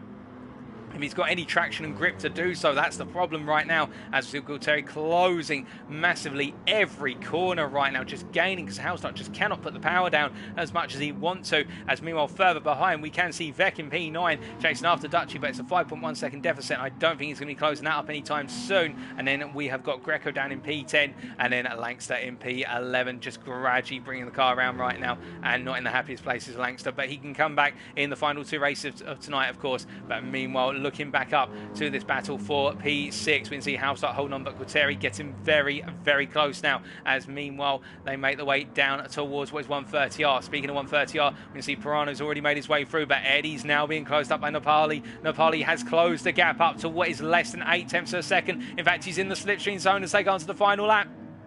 So Nepali is going to be in attacking distance on this final lap. The white flag is out. They go racing around one last time in this first feature race. And as they come charging down towards turn one, it's not close enough to go for the move this time. But you can imagine at this point, Nepali is going to be thinking about where can he go for it. And Eddie will be starting to prepare himself defensively. As meanwhile, Gualtieri goes to the move here past Halstart. And Halstart just moves out the way and then gives up the position, knowing he's going to drop down the order and just simply continue to build up that momentum, build up the knowledge of what he can do on that medium tyre for the second feature race. But Halstart definitely falling down the order. So we look back to our battle for P3 right now as we see Eddie making his way through turn number 6 and up into 7. The Frenchman here, he has got that pressure building. It's been building up to a crescendo here. Well, the fact he went for that undercut, those medium tyres have been very heavily worked. He went in the lap after Halstart, so you can imagine that his tyres are not in the nicest of places, are the Prima drivers, as he makes his way through Degner 1 into Degner 2. And you can see Nepali on the freshest tyres of anybody in this field on those fresh racing mediums. He's going to look for that move. Now, he's not close enough to go for it surely here into the hairpin, but where he may look for it is in the run to Spoon if he can nail this exit. But of course at this point Eddie will try and take a slow run out the corner to try and hold Nepali, to try and prevent his momentum. But Nepali's far enough back not to be caught up behind as they make their way through 12. And you can see at this point as they come charging on through towards Spoon Curve, Nepali's getting closer and closer and closer. Will he go for it on the inside? No, he waits, but there's a bit of contact there as they make their way through the corner. And as they now come into the second part of Spoon, Nepali's going to have to be wary of that because of the fact they've only got 2 more overtaking opportunities to go into 130R and into Casio Triangle, and he's going to need to make it count. He's not close enough to go for the move up the inside early, and as a result it's going to be Eddie who goes defensive very early on as they make their way out towards 130R. Nepali's going to try and go around the outside here. Will he be able to do it? And he does indeed. He sweeps around the outside, Nepali up into P3. But speaking of one driver who's been on the outside of our camera perspective for a while, it is RTA's Momo 87, who as he comes through the final corner, he almost gets it wrong on exit, but Momo is going to take the win in race number 2 ahead of Coyote Pirano. Next, Nepali in P3 for KZR, and then we've got Primus Eddie in P4 who runs out of fuel at the finish line. KOT's Kalinin in P5, RTA's Gualtieri 911 in P6 in the end.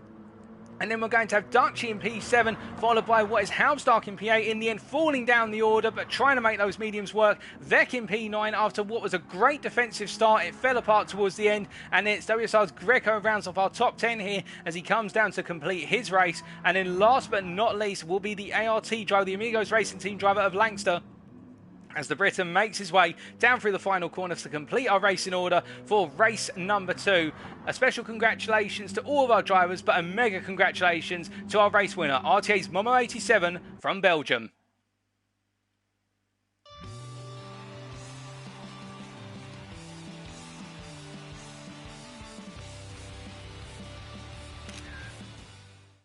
Goodness me, what a brilliant race number 2. And you thought race number 1 was close? Well, this one got even closer in the midfield in particular.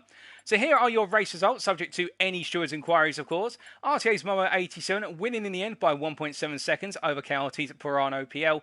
And then in P3, rounding off our podium, KSR's Nepali 91. The top 5 being completed by Prima Eddie and HKRT Kalinin. Kalinin making a major recovery drive there to come home in P5, it should be pointed out. And then the rest of our field was made up of RT Gualtieri, Play Dutchy, TX3 Halmstart, Vec 1802, WSR's Greco, Vec of course in P8, P9 racing for INCR, it should be pointed out. And last but not least in P11, ART Lancaster there in what was the last of our positions, but still a valiant effort. The fastest lap on lap number 9 being achieved by Prima Eddie, a 158.518. A brilliant lap there by Eddie. And now we wait for what is races 3 and 4. But before we have that, of course, we do have our second qualifying session. So we've got a 15-minute break for it right now, ladies and gentlemen. We will be back at Wage 21:35 with our qualifying session. But in terms of when we're actually going to get the show back underway, we'll be returning at what is 21:30, so at 9:30 at Greenwich Mean Time or UTC, for what is the build-up to the second half of tonight's proceedings. Don't go anywhere. You won't want to miss it. Indeed, I'm not going to want to miss it, and you guys certainly won't want to. But stay with us. We'll be back at 9:30.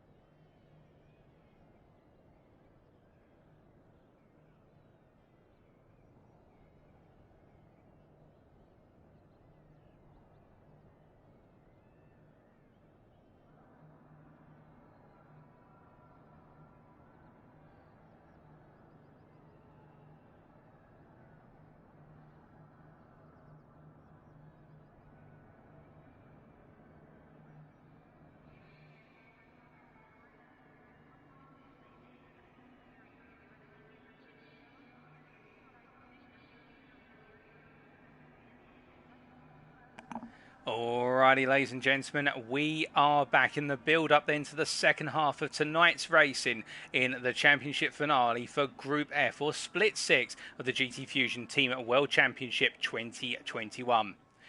It's been fantastic over the first half of the racing so far, with the first qualifying session producing a massive shootout for pole position. But in the end, it's been over the course of the races where the real action has been, and we have had two different winners and two completely different sets of finishing positions. And as a result of that, so far what I can tell you is that if proceedings were to end now in terms of who would take away the most points from this split as of tonight, it would be HKRT's Kalinin with that P1 in race number 1 and P5 in race number 2. He'll be closely followed by Prima Eddie with a P2 in race number 1 and a P4 in race number 2. And in third of our drivers in terms of their overall standings from tonight's races, subject to any stewarding investigations so far, is KRT's Pirano PL with a P7 in race number 1 being recovered by a P2 in race number 2. And indeed, we have seen a number of drivers really come to the foray in terms of managing their racecraft, not just in the sprint, but also the feature race. And the feature race proving to be very useful for some in terms of coming through the field and gaining positions as they go. And none more so, it should really be pointed out, than KSZR's Nepali right now with that P3, a brilliantly achieved P3 by going along and overcutting the field on the hard tyre. And as we're waiting for the build-up here to the second qualifying session, we're just going to say hello to a few you guys and girls in the chat there. We've got the recent message from Braders Durden RX saying good luck to my boys Lankster and Dutchy, so cheering on the Amigos Racing Team drivers. We've also got Sabolk's Kiss, and I believe there he's cheering on a number of drivers, but also particularly complimenting Eddie moments ago with the tyre management and asking if he ran out of fuel at the end, which Prima Eddie just had not enough fuel to get to the end, so he did lose out right at the end. And we also see Vincenzo Barbato there saying, disaster for me, sorry everyone, I'm too slow. And I do believe, unless I'm wrong, that he may be VEC 1802 there, Vincenzo Barbato. I believe you are. Feel free to confirm if not. We also got Risky Replicant there. Hello to you, saying about Nepali achieving a podium. He's very happy with that. And again, we say hello to Prima Esports in there. Plenty of people, plenty of you guys. It's great to see you in the chat all getting involved. We also got TC at JJ32 there. And well, all of you enjoying yourselves. As we've got SSR Cyber Motorsports earlier saying about so many Aston Martins. Indeed, there have been quite a few Aston Martins, but still, despite them being quite prevalent here, we have seen plenty of battles between the Aston Martins and also the Bmw M6s, which we love to see. Also got Digital Blasphemy there, very well done username there in the YouTube chat, saying go Lankster, cheering on the Amigos Racing Team driver, and Pios Go as well there, cheering on a number of drivers and saying good evening. It's good to see you as well, Pio, as we now just count down the clock. Now, with regards to this second qualifying session, 5 minutes rather than 15 minutes. What difference does that make? Well, the thing about qualifying is we saw over the course of the 15-minute session at the start of tonight that our drivers had plenty of time to improve their laps, and we had some phenomenal laps come through, particularly from our drivers who then locked out the front row. So not just Kalinin, but also I believe it was the Belgian driver who's yet to ready up. And as we just take a step back to make sure we're not confusing our names, the Belgian driver, I believe it was Greco, who put in a phenomenal qualifying lap as well, but it took him a long time to get that lap together. And the thing about that is when you have 15 minutes, you've got the best part at Suzuka of approximately 7 laps in which to do your qualifying lap. When you're in a 5-minute session, that drops down to a maximum of 2 laps. You haven't got time to essentially make a mistake and think, okay, I can go a bit faster here. Alternatively, take your time to find your position on circuit. You have to nail things from the outset, and that can normally lead to a mix-up in the field because there's some drivers who take a lot of time to get themselves onto the optimal lap. I'll admit from my own sim racing experience, I'm one of those drivers. If you give me a 15-minute qualifying session, I'll normally find the time over the first 10 minutes and then put in a good lap in the final 5 minutes. Whereas other drivers are more optimized towards one-lap shootouts where they simply know how to find the pace immediately. And it's those drivers we're now going to be watching out for, the drivers who can turn it on immediately. And I think HKRT Kalinin in particular will really do well in this qualifying session because he was very strong at the start of the qualifying session, only to be pipped to the post at the very end. Now, can the Greek driver do it once again here in his Aston Martin and take that pole position? Can he finally nail that pole, or will somebody else be in the tail, spin in the tail? And watch out for Prima Eddie as well. We've seen that Eddie has really come alive as the racing's gone on. Can he get a good qualifying result and as a result set himself up well for race number 3?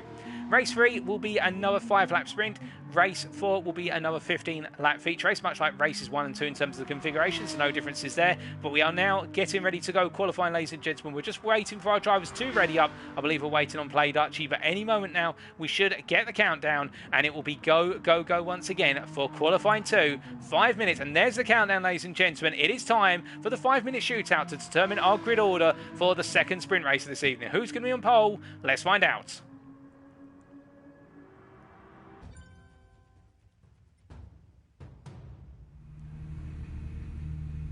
So as we wait for our drivers to come out of the pit lane right now, they will be coming out quite rapidly here as we start to see our drivers make the way out, and it's Kalinin in particular, the HKRT driver, who's the first out of the pits here and immediately making his way onto that racing line. We see Gualtieri here and quite a slow exit out of the pits by comparison to Pirano behind. Now, what do you do in this qualifying session in terms of getting yourself set up? You know you've only got 5 minutes. That's only 2 laps. Well, you want to find some space on the circuit. That's the most important thing to do. You want to give yourself that space and get yourself set up nice and early in this qualifying session, because effectively you can spend a bit of time on this opening out lap just getting the tyres warmed up, getting yourself that space, but then you want to give yourself roughly 2 minutes 10 in order to get in at least 2 qualifying laps, because by the time you've crossed the line after your first lap, you should have a couple of seconds remaining, which means you're allowed to go onto your second flying lap, and then of course you have the overtime where you're allowed to finish the lap you're currently on. So I suspect we will see our pack start to spread out later on this opening warm-up lap or the out lap, where we'll start to see them give one another a little bit of space here or try to get themselves positioned to pick up that slipstream, particularly down towards 130R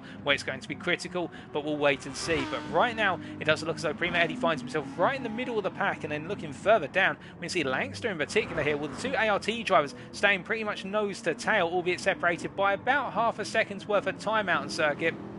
In fact, more than that, roughly 1.5 seconds. But they've got Halbstock just ahead of them here, and that's a little bit of an inconvenience. But I wonder if Dutchy's going to back the car off very shortly and let Halbstock take that position, because Halbstock's given himself a lot of space to the rest of the field ahead in the Mercedes SLS, and I wonder if the ART drivers are going to do something similar in terms of backing off, because we can see Langster really giving himself a lot of space by comparison.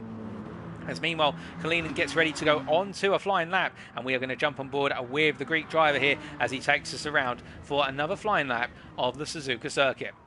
So as he makes his way then through Casio Triangle once more, clipping the apexes very nicely and smoothly, and comes to the end of his warm-up lap, he now goes on to his first fly. So coming along down towards what is the run to turn 1, makes his way over to the left-hand side of the circuit here, and widening the corner as much as possible on the approach to turn 1, and he'll be looking for the 50-metre board and the escape road on the left-hand side. Turning in at this point to turn 1 and trail braking in, coming down 2 gears and coming all the way down to second gear by the time he hits the apex of turn number 2, before starting to build up through the gears once again here and go into turn 3. Into the S as he goes, 4th gear, and then staying in 4th gear as he rotates up the hill through 4, through the left-hander of 5 here, rolling the car from right to left and back to the right-hander, the downhill right-hander of turn 6, as he comes down to 3rd gear to tighten the run into the apex. Now making his way through, staying in 3rd initially, but upshifting to 4th as he hits the apex in order to help rotate the car through and get that additional torque down, and as he makes his way through 7 and now up into Degner 1 at turn 8, looking for that 50-metre board as he comes through in 5th gear, nicely done, cutting the apex, now going all the way down to 3rd gear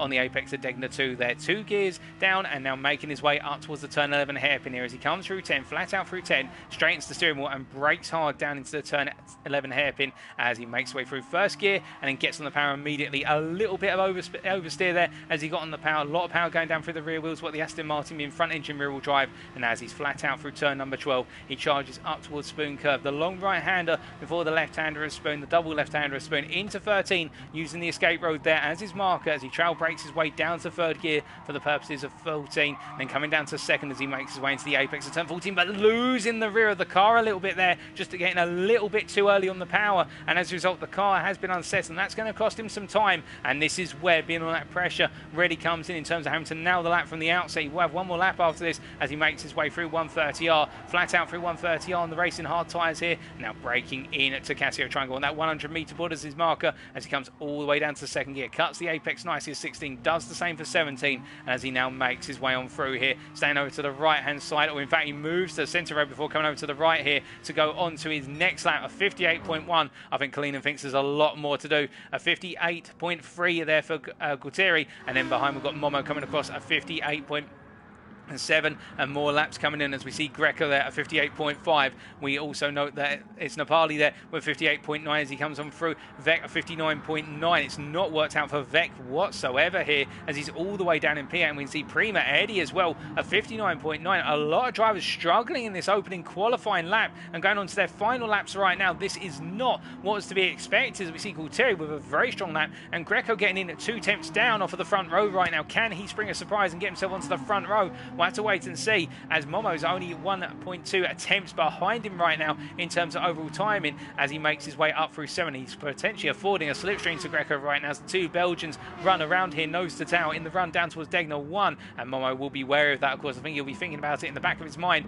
We can see Langster there in P6 currently, then we've got Dutchy P7 in this qualifying session. So it's the case the 2 ART drivers staying very close together in terms of the timing sheets as Dutchy goes a bit wide there out of Degner 1 and going into Degner 2. He's wide in his entry in there, but how much time has it cost him? Well, he's gained 1.5 tenths over his previous best after the first 2 sectors. Can he carry this momentum on? That is the big question as he makes his way through the hairpin. And behind these guys, we can see a driver who really struggled in his opening lap. That was Pirano, who's yet to set a lap, in fact. So he's a long way off the order as we see Halmstock on the 207.6. So Halmstock's only going to do the 1 lap now and leaving it all to a single lap. Can he pull off a surprise here, the German, as he makes his way through turn number 12? I think he could get himself into that midfield once again, but beyond that, I think it's going to be very difficult for Halmstock to do anything magical here, given the deficit that the SLS seems to have. But as all our drivers now come on in, I can tell you to complete their current laps. We can see Kalina not improving at the moment. Can he pull off a 57 at the final hour here as he makes his way down to complete his second qualifying lap? It's looking like a 57. It's a 57.8. A brilliant lap there from Kalina.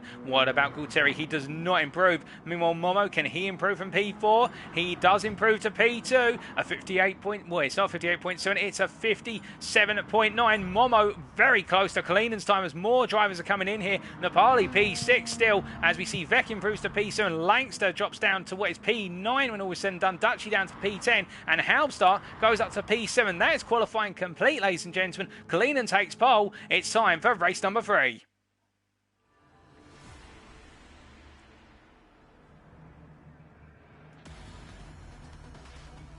So as we pan down to the grid for the penultimate time, Kalinin on the right in pole, Momo on the left in second, but behind them Eddie and Gualtieri. But watch out for Pirano starting P6. Can he get himself up into the fight for the top 5, if not the podium, early on?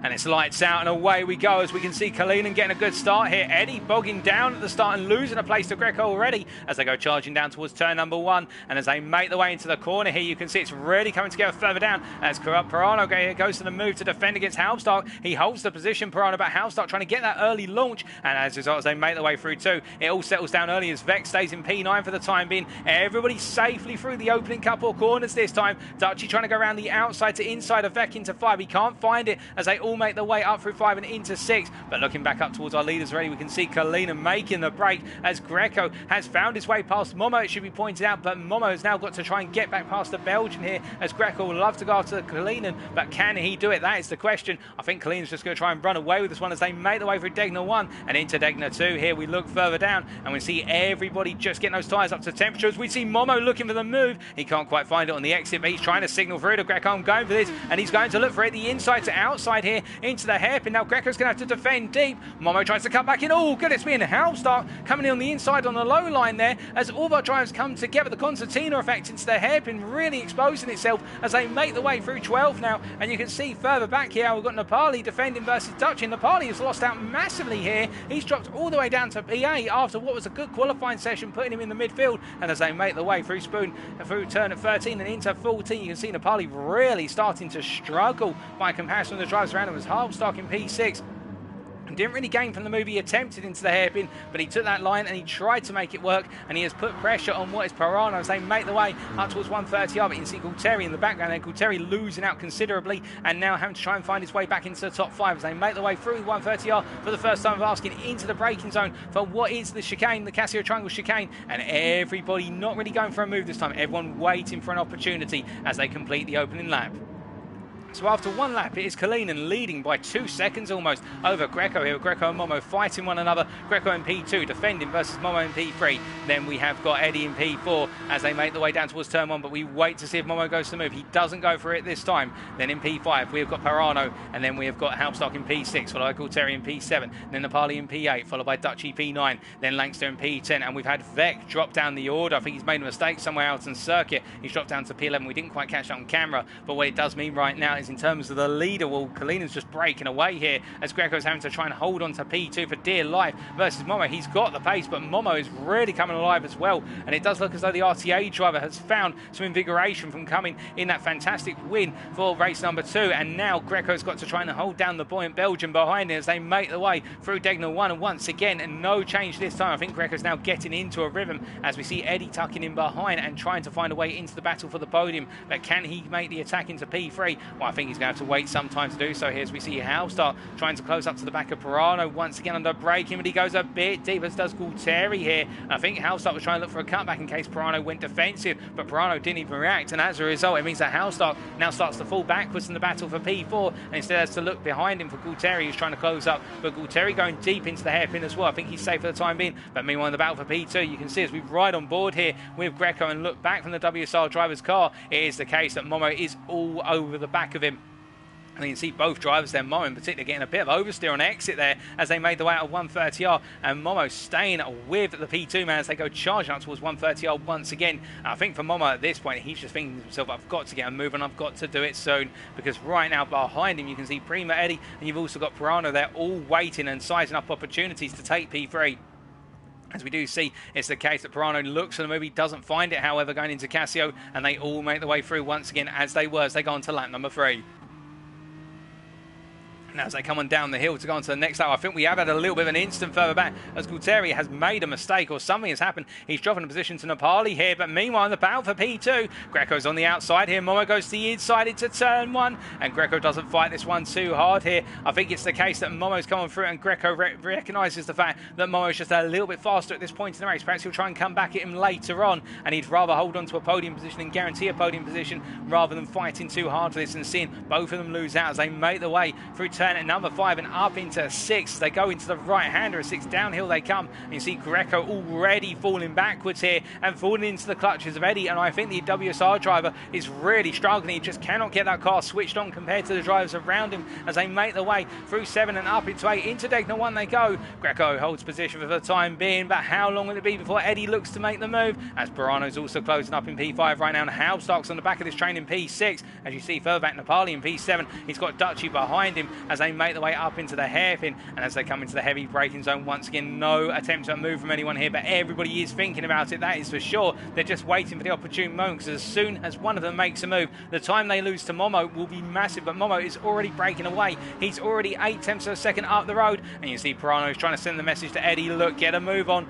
I want this place just as much as you do, as they make the way into 13, and as they come through the left-hander and then complete spoon through 14 here, you can see they're all trying to stay on that one racing line. They're trying to get the optimal line, but Eddie struggles down the exit, and as a result he's lost a little bit, but he will have the slipstream of Greco to his advantage as they make the way down towards 130R for the third time of asking. They come charging down the straight and up towards the left-hander here, and you can see Greco not defending here as Eddie's going to go for the move on the inside. Can he nail it on that tight line as Greco still side by side with him? Greco defending here, and this is going to bring everybody together as we see Dutchy goes wide at the rear of your picture, and as they make their way through, Greco defends versus Eddie, but he's got to give him the space through the hairpin, sorry, through the chicane I should say, not the hairpin. Goodness me, wrong corner, and we can see Eddie not able to make the move. And Greco defending very well, but great respect shown between the two drivers as they go on to the penultimate lap here. And Eddie's now going to look for the move down into turn 1. He's going to have the overspeed, but you can see Parano looking for it as well as he tries to make it 3 wide. He can't quite find it, but in the end, Eddie does get ahead of Greco right now, as he will now try to take that P3 and run away with it. But can Greco come back as they make their way up into 3 once more? And you see Parano now the next driver to have Greco on his hit list. Will he be able to get on through past the Belgian, or will Greco prove too difficult to pass as they make the way through turn number 6. We can see Greco struggling there to hold the apex tight through 6, and as a result that is opening the door up to Pirano, who will know to try and seize that opportunity as soon as humanly possible as they make their way on through. And as they come charging around to complete turn number 7 up into Degna 1 at 8, we can see Eddie now under pressure here. He's not able to make the breakaway as Eddie, and in fact it looks though Greco with a car in front of him and a car he can chase is really taking some inspiration. Oh goodness me, and it looks as though Pirano has made a major error on the exit of Degna 2, and as a result almost hitting the wall there. And how he did not hit the wall, he's hit the wall, he's picked up damage, but how that did not go completely into the wall, anyone's guess but mine, as we can see that Pirano down to P8, he's got damage on the car. What happened there? We're going to ride on board here with Pirano to give you an idea. I think it was just a case that he went a bit too wide out of Degna 2 and got on the power too soon, with the left-hand tyres in particular being on the less grippy AstroTurf. So as he came into the corner here, made his way into the apex quite smoothly, got on the power, and it was just simply too much on the power too soon. I think he tried to open up the steering to go around Greco, but it didn't work out, and he's rejoined down in P8.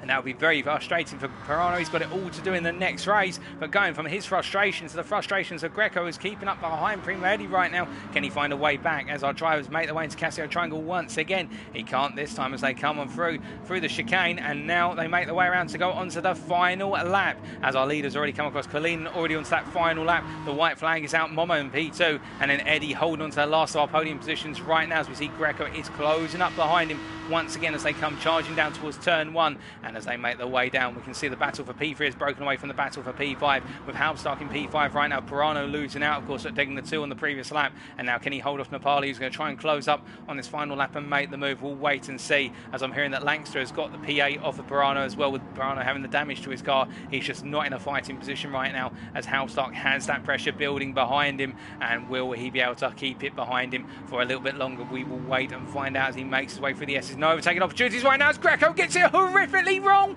and goes for a spin into the gravel on the entry into turn number 7, and Greco there just going a little bit too far to the right through the corner, and this is a mistake which he will be ruining. So coming through turn number 5 here, not really gaining too much on Eddie, but building up the momentum through 6. We can see he goes deep here, and as he pulls the steering wheel to the right, he goes too far to the right. The right-hand tyres say we want to go onto the grass, and Greco just cannot escape the grass, but instead goes for a spin, and that is so unfortunate for the Belgian, who've done so much effort in order to get himself up into that battle for the podium, and now he's fallen all the way down, as it means Momo holds on to P2, and Prima Eddie now is in P3 and finds himself in a rather peaceful position. He doesn't have to worry about pressure from behind, because Halstock's not close enough to mount a challenge right now unless he makes a mistake.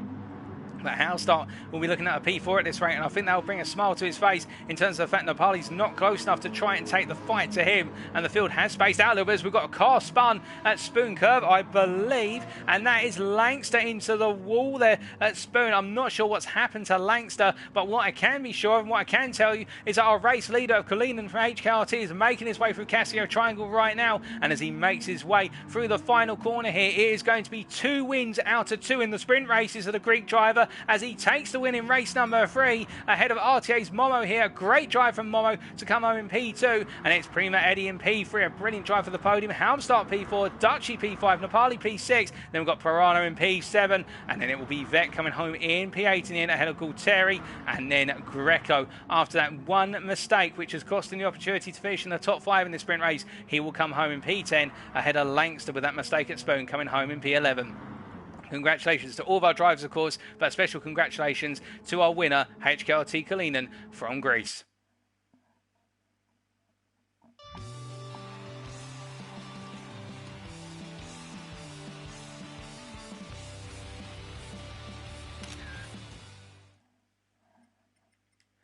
Well, there you have it, ladies and gentlemen. Race number 3 of our 4 races tonight, and the results, subject to any stewards' inquiries, are as follows. HKRT Kalinin taking the win in the end by 4.4 seconds ahead of RTA's Momo 87. The podium being completed by Prima's Eddie, and then our top 5 being complemented by TX3's Halmstar and Play Dutchy. Dutchy will be very happy with that result for the Amigos racing team. A solid result there in the M6. Our top 10 being rounded off by Kerstedar's Nepali, followed by KRT's Pirano PL. We've also got Vec from INCR there in P8, RTA's Gualtieri 911 in P9, and then last but not least in our top 10, WSR's Greco. And last of our finishers outside of the top 10, ART's Langster in P11, the fastest lap going to Kalinin on lap number 4, our race winner scoring a 1:59.153 to add to his achievements tonight, another fastest lap, and he'll be very pleased with that one. But now, as we get the transition over to our final race of today at Suzuka, it is our second feature race, another 15 laps. And of course, we do have that mandatory requirement for our drivers to start on the hard, but they must switch to the medium at some point in the race. And if the first feature race is anything to go by, the big question really is, when do you come into the pits? And we saw that the undercut, the early undercut in the hands of TX3's Halbstart and Prima Eddy worked to an extent, but the car really fell away on those medium tyres right towards the end of the race. So timing that pit stop is going to be so critical to success in this one. But indeed, it is going to be a very, very close, very tight race when all is said and done, as we just very quickly grab the results from what was the race there.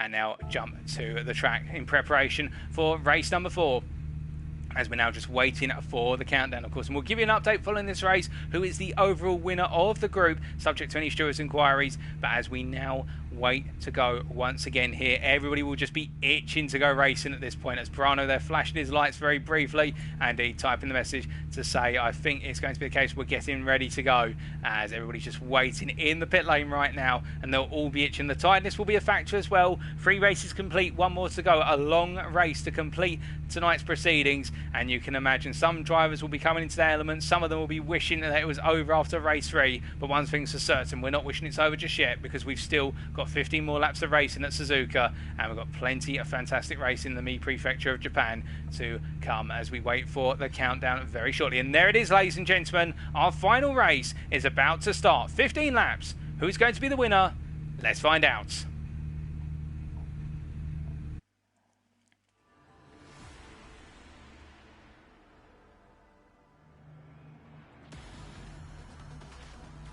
So as we pan down to the grid for one final time, starting on pole, it'll be the ART driver of Langster. Alongside him will be Greco, then Gualtieri and Vec behind. But watch out for Momo and Kalinin, who start right at the back and will be looking to try and come through the field as rapidly as possible.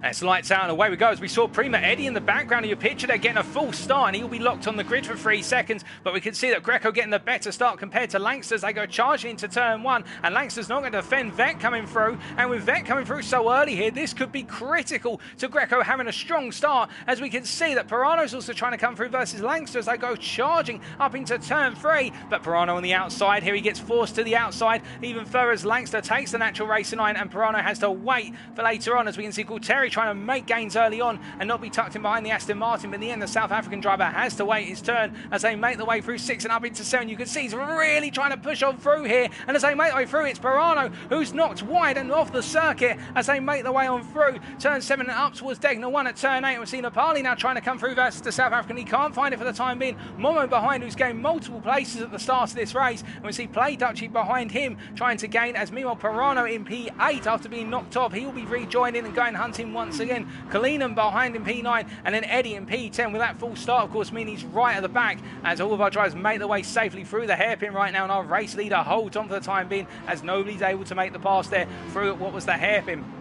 Now, we only had 10 drivers at the start of this race. I believe one of our drivers may have dropped out due to technical issues, but we're Gualtieri versus Nepali, and Nepali's going to go around the outside as it's contact, and Nepali's knocked onto the grass here, and I think there may be a few stewarding warnings going towards Gualtieri at this point. It does look as though the elbows are being pushed out a little bit too wide here as Momo makes his way on through and takes another position here, and Momo gaining massively with all the contact that's happening ahead of him right now, and the instance up to P5 from what was the P9 start, and continuing to charge here as Momo now goes hunting after the South African, who's proven a very difficult driver, I should say, to pass over the course of this racing so far. Dutchy here in P6 right now, trying to hold on versus Nepali. Nepali goes to the outside here into Casio. He tries to wrap it round for the inside of 17. Nepali comes on through, and Dutchy has to back off in the end with the Aston Martin taking that title line, but he's made to go up onto the exit curb there, and as they make the way in through, he loses the place to Pirano as well.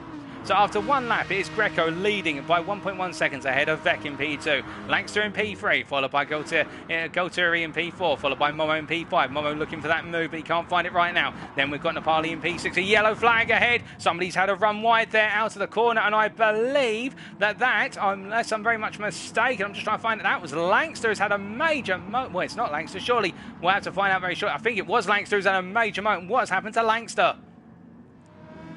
So he was in P3, and I think it may be the case. He's just simply carried too much momentum in the dirty air of Vec's car ahead of him as he's making his way down. We're right on board with the replay right now. So coming into turn one here, does he go a little bit deep on turning? He does indeed. He misses the apex, and there's only one way the car wants to go. It wants to go to the outside, and the rear wheels just simply tapping up onto the AstroTurf there, and that is very unfortunate for Langster, who I think was buoyant after that good result in the sprint race of race 3, and now he's got it all to do again, and he has not got any damage to the car, so you never know what could happen yet for the Briton. He could come back into this one. But meanwhile, Greco holding on to P1 right now as he goes charging around through what is turn number 12. And as he comes charging down towards what is turn 13 soon, we see Greco hold on for the time being with Vec pushing on as well. And then we've got Gaultieri chasing after as Momo is right on the 6 of Gaultieri as they make their way up towards Spoon Curve right now. Nepali in P5, the Slovakian driver doing everything he can to close back up to the Belgian ahead of him right now. And I'm sure he'll be looking for an opportunity, as will his adversary behind him, KRT's Pirano.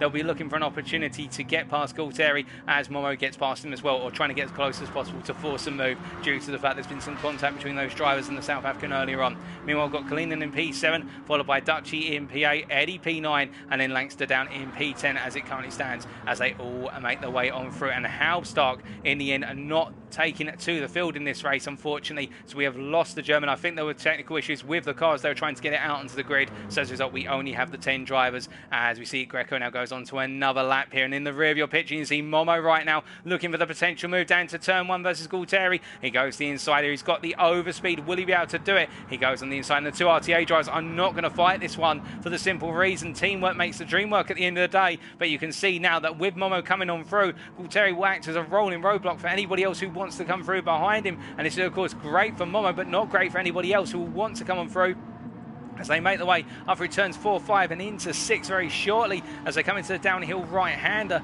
Now, how will this play out? That's the big question. Well, Nepali's got to find a way on through, but in order to do so, the big challenge for him will be how can he muscle his way past the BMW ahead of him. Well, he's got to do it on a straight somewhere, because that's where he's going to be stronger in the acceleration zones up to top gear as they make their way through Degner 1. But here right now, this is not the place to do it, simply because the BMW is a bit stronger under handling as they make their way through Degner 2 and up towards the hairpin as we ride on board with Gaultieri and look back from the BMW driver's car as he makes his way through the hairpin once again. You can see Nepali getting very close. In fact, Pirano looking for the move there, but he hasn't got the momentum to get it done as he can't open the steering wheel up in order to get his foot down as early as he would like. So there's no change this time, but you can definitely see how Gaultieri starting to feel that pressure.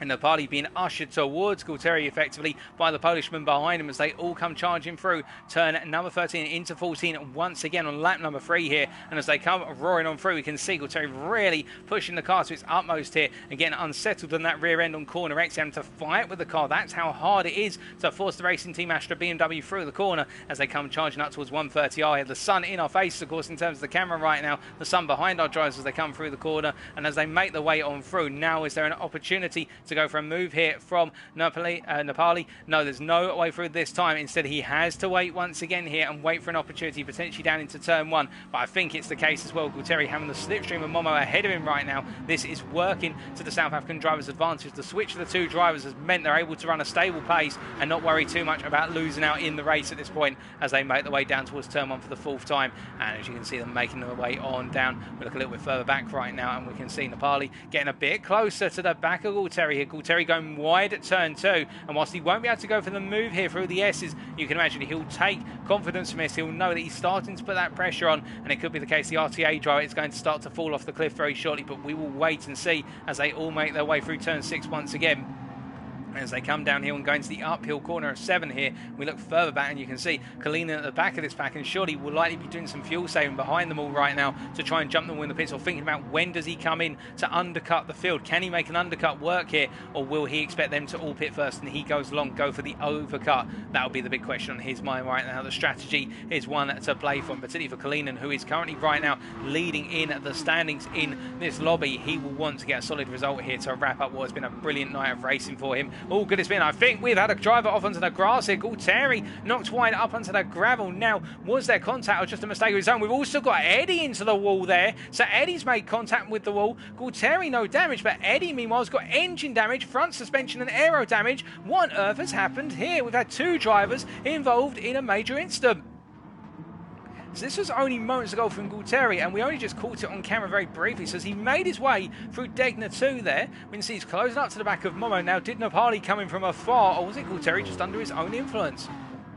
We made his way in under braking, and there's the contact from Napali, and it's essentially he's knocked Gualtieri wide. And then as for Prima Eddie, he's just simply made a mistake of his own doing when he got on the power, too early on the power from the Prima driver. So Gualtieri knocked wide by Napali, and Eddie just getting it wrong on exits. That explains what's happened there. And Eddie, with that engine damage, having to very gradually make his way back into the pits. And this is horrific for the Frenchman, as he will fall all the way down the order and out of sync, and essentially have to take an early pit stop. The best thing he can go for now is fastest lap to give himself some consolation prize here, as we see Vec in P2 and then Momo in P3 right now, holding off Napali here. And Momo, of course, with the loss of his rear gunner, will mean, or his teammate as well, it will mean effectively that Napali now has free reign. But you can see Pirano also trying to get in on this, and the 2 Aston Martin drivers here racing for different teams. Of course, Pirano and Napali just need to find a way to work together to get past Momo, because they can put the pressure on right now and get the pass done. I think Momo is going to be very vulnerable later on in this opening stint, because he doesn't look comfortable right now that he's lost the BMW behind him. But then again, I could be wrong. It could be the case he just needs to switch the car on a little bit more. We'll wait and see as they make their way through 7 once again, coming to the end of the first third of this race. And as they make their way down to Degner 1, you have to imagine now that Gualtieri has moved aside, unfortunately due to the contact with Napali. And Napali, I think, might be getting a little bit of a reprimand or a word from the stewards here. It is the case that this race is starting to open back up once again. As you can see in the rear of your picture there, off in the distance coming out of Degner 2 was Gualtieri. And he'll try and close up to this pack as soon as possible, knowing that they are all squabbling for position right now. Vec in P2 is not breaking away from this pack, it should be pointed out. He's actually falling gradually back into this pack, our P2 driver. He was 1.1 seconds ahead going onto this lap. He's now only 0.8 of a second ahead. And if he continues to fall backwards here, it's going to be Greco's race to run away with and win, essentially. As we can see, he makes his way through Spoon Curve here. And as he comes through, Vec not looking too comfortable as he makes his way downhill and up towards 130R once again. And Momo is in the slipstream range right now, and he will start to gain considerably here. And Vec now is going to be pulled into what is essentially a 6-way fight for P2 at this point in the race. And that's not where you want to be. You do not want to be at the head of that pack going into the rest of this race, because that is a high pressure situation and it's a ticking time bomb in terms of when those overtakes are going to come. As Momo locks up and goes a bit deep there, you could see the carbon ceramic brakes just heating up a bit too much as he went his way into a Casio triangle, but he's kept the car together for the time being, and that will buy Vec a little bit of breathing room. As we can see, Momo now has to go defensive versus Napali as they go on to lap number 6, and Napali goes to the outside in the drag race down towards turn 1. Can he get it done under braking? I think it's going to be a very close one here, and he does, as Momo keeps the inside, but he can't quite prevent Napali from getting the move done, and it's Momo who drops the position. Napali now up into P3, and can he go chasing after Vec and bring down the Italian in equal machinery? That will be the big question for the KSR driver right now as he takes on the INCR driver ahead of him. But keep an eye on Momo, who's going to try and come back here, and you can see he's all over the back of the Slovakian as they make their way through at turn number 6. As they come roaring down into 7, you can see Napali really struggling for rear end grip right now, and that tyre wear starting to accumulate.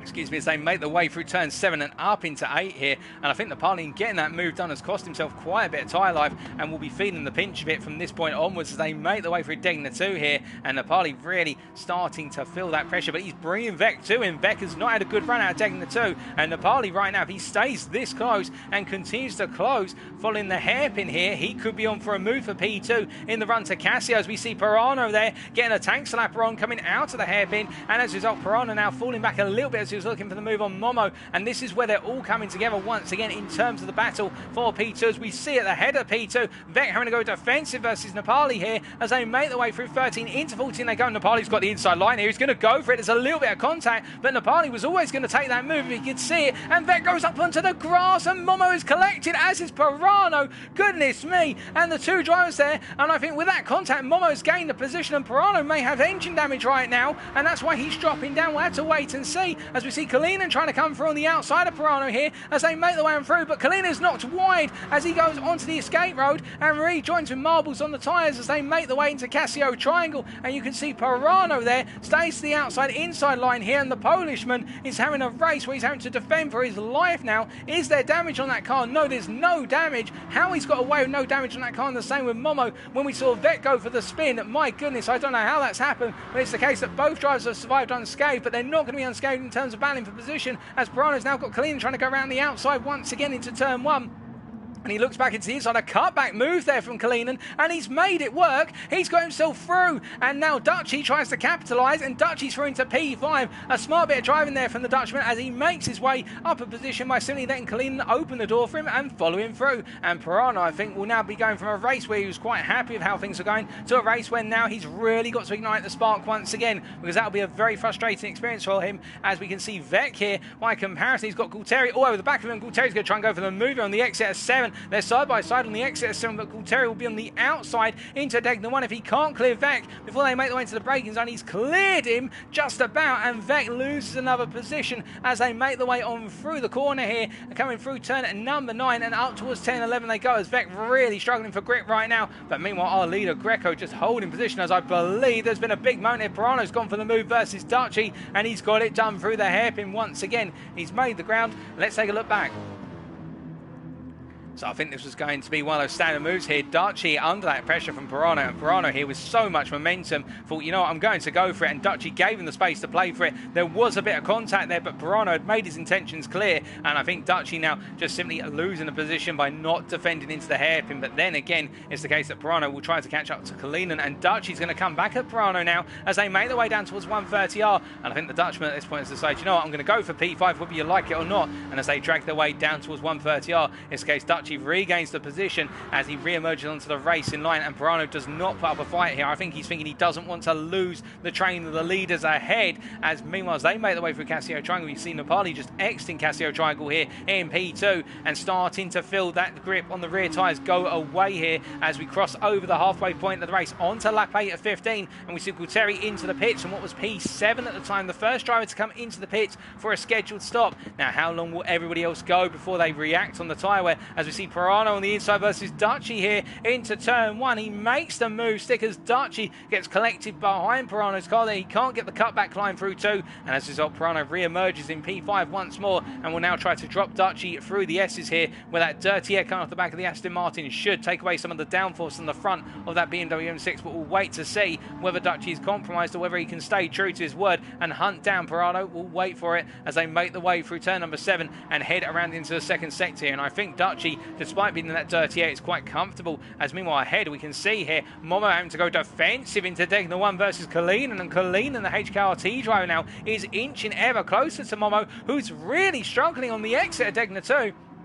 And I think Momo at this point has just pushed the car too hard. I think those tyres are starting to fall away, and Kalina has been nursing the car, is in a very strong position right now in terms of looking for those opportunities. Now let's do a quick check in terms of the driver's situation, and we can see Greco out front just under what is about 45% fuel and comfortable tyre wear to manage. We can see Nepali with a bit more wear on the fronts and a lot less fuel. Nepali's going to lose out massively in the pit window when he has to take on the fuel compared to the drivers around him, as we can see Momo with a little bit more fuel by comparison, but nothing like our leader, and a bit more tyre wear on the rear tyres. Kalina, meanwhile, doing a lot of fuel saving. You can see just how much fuel he's got. He's almost got as much fuel as our race leader and managing his tyres very well. Pirano used up quite a bit of fuel as well, much like Momo in fact. And then looking further back, we've got Dutchy here, who saved a lot of fuel and in that P6 position right now. I think for Dutchy, if he just backs off and decides to pit soon, he could actually jump some of the guys ahead of him if he times the pit stop right as he makes his way on through. But this is really the battle for the lead, and Dutchy is falling away for the battle for P2, I should say,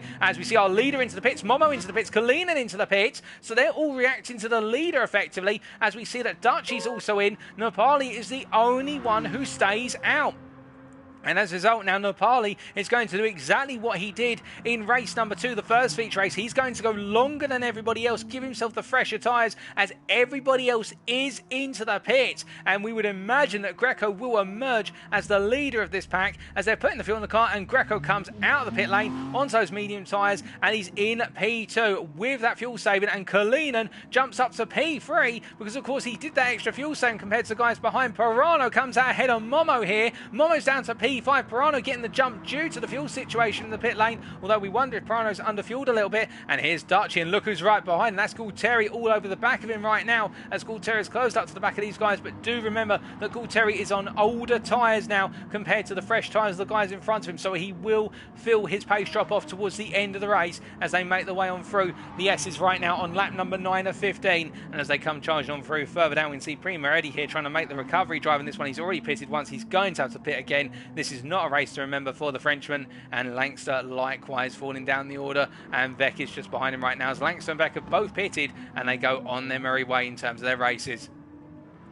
But meanwhile, in that battle for what is P4 on circuit, but effectively the battle for P3 when the party comes out of the pit, you can see here that it's the case with Greco having that lead position for so long. He's made it work and he's got clear of this. Kalinin with the fuel saving has got clear of this battle, but it's now Pirano at the head of the pack here, and well, it is Pirano being chased by a pack of Pirana's affected. They all want to nip at his heels right now as he makes his way through 12 and up into 13, and as he comes roaring on through here, I do think that Momo in particular at this point has to make a call in terms of going for the move sooner rather than later, because if Dutchy's able to take that position off him or at least go for a move, Dutchy will want to seize it with both hands at his disposal for the simple reason he's working very hard on that BMW M6 to get it to work and get it to push on through. Nepali's into the pit as these guys make their way down towards 130R, and Nepali in, he's going to have to take on a lot of fuel in his pit stop. I think he's going to come out of the back of this pack unless I'm very much mistaken. It's the amount of fuel they've got to put in that car to get it to the end right now, as we do see our pack of cars make their way through. Nepali into his box as the pit crew get to work on the car. They go to change the tyres. Greco comes on through to retake the lead then. We'd expect that, of course, given the fact that he was our leader before the pit stops. Kalinin is going to jump Nepali as this all plays out. Meanwhile, further back, we can see here as they all come on through. Dutchy there in P5. And then it's going to be Gualtieri in P6, and Nepali comes out in the end in P7, and that is where he's had to take on the extra fuel. Now, of course, he will have 1 lap fresher tyres to go to the end of the race on, but the problem for Nepali now is that he's got to close down a gap of 3 seconds to the guys in front of him and then overtake them all. And by the time he gets close enough, he will put some wear in the tyres. Will he have enough tyre life to get the moves done? And will he be able to find the place out on circuit? That's the question. We know how strong his pace is in the feature race, but can he get it down on that medium tyre? We'll wait and see as we look at Momo in P4 right in the middle of this battle for P3 out on circuit right now, the final podium position here as they come roaring on through it, and Pirano is gradually starting to eke out an advantage here in terms of the battle for P3, and he's trying to drop Momo as rapidly as possible, but Momo is staying with him for the time being. There's no difference between the two of them as they make their way through the left-hander here of turn number 11. As they come on through once again here, they charge on through. It is the case. I think Pirano is in for this fight as well. He's not going to break away anytime soon, as Momo in fact is getting very close here in the run through 12 down towards 13. Can he find his way on through? That is the big question as they come roaring into the braking zone. No way through this time for Momo as he makes his way down through Spoon, and we can see that Pirano looking vulnerable as meanwhile in the hunt behind, Play Dutchy here getting the double toe here of the 2 Aston Martins in front of him. That will help him massively as he is dropping Gualtieri behind. Gualtieri, of course, on older tyres compared to these guys, and Momo's looking for the move here as Pirano goes defensive. They're rubbing on the racing, and as they make their way into the corner, you can see Momo turns in, but Pirano says he's there, and Momo's going to go all the way to the inside here to Casio, and heavy on the brakes as the Belgian. Pirano tries to hold the outside to inside, but Momo in the end is pushed a little bit here, and as a result, Dutchy makes it a 2-for-1 pass, and I think there it is the case that Momo will feel as though he got the move done, and it was the case that Pirano just simply forced a move that wasn't on, but Dutchy capitalised on the situation, and now Gualtieri makes his way on through down towards turn 1 here, and he's going to be looking to defend versus Pirano. He gained the position, and indeed he holds position here versus Pirano, and this is buying Dutchy a huge amount of time to break away from a pack that was so closely packed together. And meanwhile for Nepali right now, well, he's cleared Momo, and he's going to be chasing up towards Pirano and also Gualtieri, and Gualtieri is not going to give up a position without fight, so Nepali will be on the back of that very soon. But Dutchy, as we can see there in the chat there from Urban Fire 999, who's been cheering on Dutchy since the start, What a move from Dutchy. Indeed, a fantastic move. Let's take a look back at what happened from Dutchy's perspective. So here, right on board with Dutchy, you're going to see that Momo does brilliantly here to hold that inside line. But then as they make their way through the corner, you can see Pirano keeps his nose in and essentially forces Momo to be over-rotated through the corner. There was some contact on Dutchy's car by the looks of things coming from Pirano. But in the end, Dutchy emerges the victor of the three of them as he now is making his way through the turn 11 hairpin on lap 11 and is continuing to just break his way away in P3 right now. I think he will be smiling. But of course, he's still got a long way to go. He's got a lot more work to do. He's got to keep his head down and bring this one to the finish. It's not over yet as Gualtieri, meanwhile, is holding on to P4, and you can see Pirano behind looking for that potential move already, but he can't find it. And as they make their way through Spoon, he's gone a bit deep as Gualtieri. And this is where Pirano is going to gain massively on the exit of Spoon. And as they come charging now towards 139, you see Pirano already going for the move here. He's going to the outside. He's got the overspeed. But I think he's gone a little bit too early as they make their way down. Or has he as Gualtieri tucks back in behind here. And Pirano gains the position. But will the South African come back at him under braking? As we can see here, they come into the braking zone for Casio Triangle. He does look for it. And he goes all the way in here, and Pirano gives him the space, but in the end, Gualtieri, he can get his nose in, but he can't commit to the apex, and as a result, Pirano holds on to P4, and now Nepali is going to try and come on through in the run down towards 1 here. He will have the double toe versus the single toe of Gualtieri as they come charging all the way down to turn 1 onto lap 12. 4 laps remaining right now, and Nepali needs to get this move done as soon as possible. He cannot afford to be stuck behind the number 888 car. Oh, goodness me, and Dutchy is off, and turn 1 has struck once again for the Amigos Racing Team drivers. He's gone wide, I think. Let's take a look back.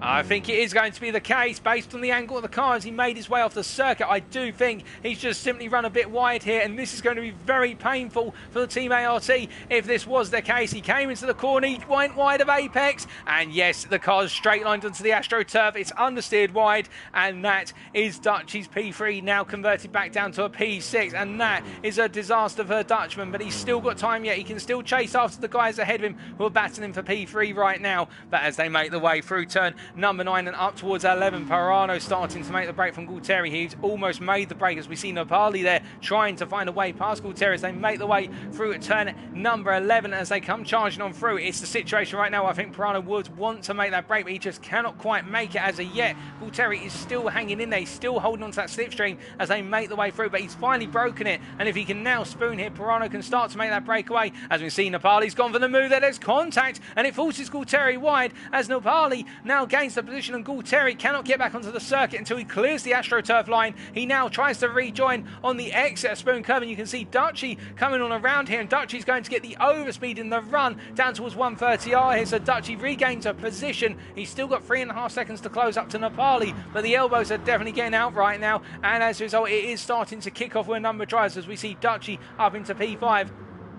And making his way out towards Cassio's. Gualtieri goes wide then. I think the tyres have had enough as well on Gualtieri's car as they come through Casio Triangle for the 12th time of asking. Meanwhile, our leader, whilst this has all been happening, our leader of Greco has got Kalinin catching up to him. The HKRT driver is going for the move on the inside into turn 1 here, and Greco not defending this one hard. I think he recognises the fact the Greek driver may have a bit more pace and he just wants a P2 as they make the way through turn 2 and up into 3, and Greco drops down a position here. Kalinin up into the lead now. Can he break away from this one? And I do think at this point, if Kalinin can do so, he has been the dominant driver in this lobby tonight, as we can see Greco just staying with him for the time being, and Nepali in P4 now chasing after a potential podium in the hands of Pirano just up the road. 1.9 seconds is the gap. Can he close up to Pirano? That is the question. Will he be able to do it? He has got 3 laps to close that gap down, and I think at this point in time both drivers are quite equal right now, but we will wait and see. As meanwhile, looking at back to P5, Dutchy here, he is 3.5 seconds back on the battle for P3. Will he be able to close up in the time remaining? We'll have to wait and see. As he makes his way through Degner 2 once again here, and as he comes charging around, you see Gualtieri really having to muscle the car through the corners right now. The tyres on that BMW not in a happy place, and you can see it there in terms of the wear he's picked up compared to his adversary in front, and that is the difference of 2 laps more tyre wear on Gualtieri's car as a minimum by comparison with Dutchy's as they make their way around. Meanwhile, further back we can see that Momo has got past Langster and he's now holding on to P7 and trying to break away with it. as he makes his way through turn number 12 and up towards 13 here. And the RTA driver at this point, after the incident earlier on, I think will feel very aggrieved with what happened through Casio Triangle and just trying to turn this one around into somewhat of a result as he makes his way through Spoon once again here. And the rear getting very unsettled. I think Langster, in fact, has had the better run of the two of them by a considerable margin as they make their way out of 14 and head towards 130R. And these are the closest guys on circuit right now, as they make their way down towards 130R here in the hunt for P7. Of course, Langster as he charges up towards the left-hander and staying very firm there in the slipstream of Momo's car. Now, will he look for a move here into Casio? I think he's too far back to go for it, but he will know that a move is potentially coming if he stays this close for much longer as they make their way on through the chicane and now press down towards lap number 14, the penultimate lap they go on to. And indeed, it's going to be one of those situations right now where I think for Langster, if he can just get himself a little bit closer, he can start to consider making a move on the Belgian ahead of him. But the Briton closing up another 10th is going to be very difficult as these two drivers are very even at this point in the race, although we do see there Momo getting a lot of oversteer on the exit in the mid corner of 2, and as he makes his way into 3 right now, Langster's going to be all over the back of him. But meanwhile, Dutchy has had an off once again, and in fact Dutchy really struggling here, and as a result he's caused Momo to closed up to the back of him, and this could play to the team's drivers' advantage as they make their way through turn number 6 and into 7. But Dutchy has had a moment somewhere out on circuit with the worn tyres.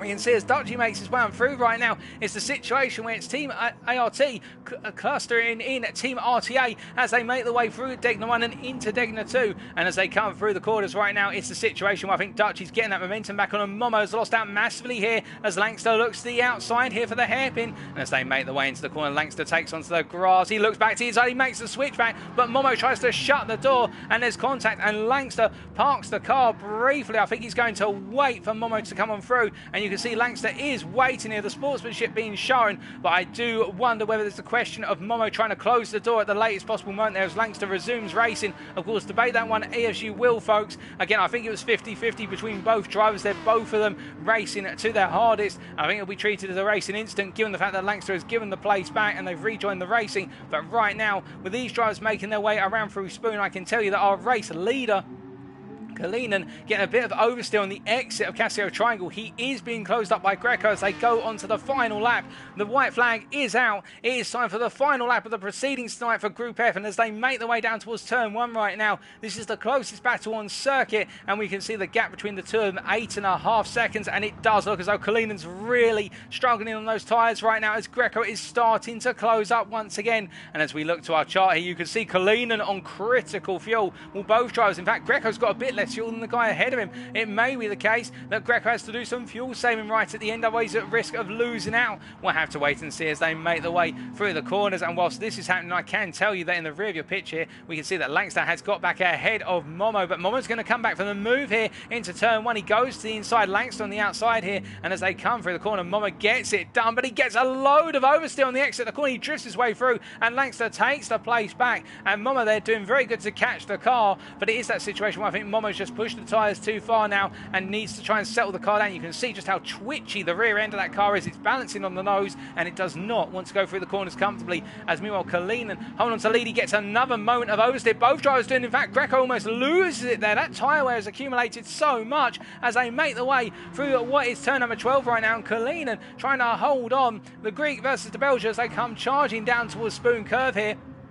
And the gap between them only a second, and both drivers are literally on the limit in terms of what their cars are capable of at this point. But I think if Kalinen can keep it together, he will bring home this win right now, because Greco has got to push considerably to close up. It would require a mistake from the Greek at this point in order to forfeit the win, and I don't think it's in his inventory to make mistakes right now as they make their way up towards 130R one last time, and Kalinen is holding onto the lead here. He's worked his way from the back of the field. He's come all the way on through. He's made it work on the strategy to undercut the majority of the battle for P3, and as he makes his way through the final corner, it is going to be HKRT's Kalinen who makes it 3 wins out of 4 tonight. Greco in P2, a brilliant drive from Greco. Pirano runs out of fuel at the end, giving Napoli the P3.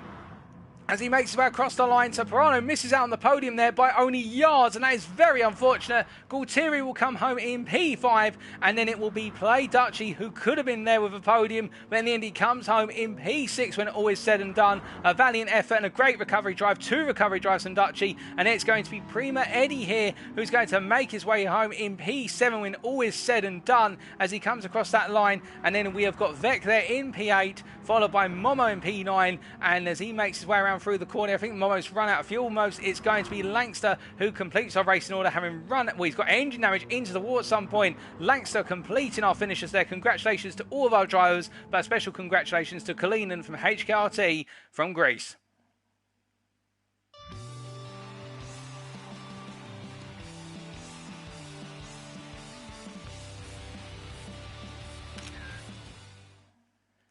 Well, we started off strong with the racing, and it was strong racing all the way through, and the final race of tonight has not disappointed. But here are your race results from the second feature race, race number 4, subject to any stewards' inquiries.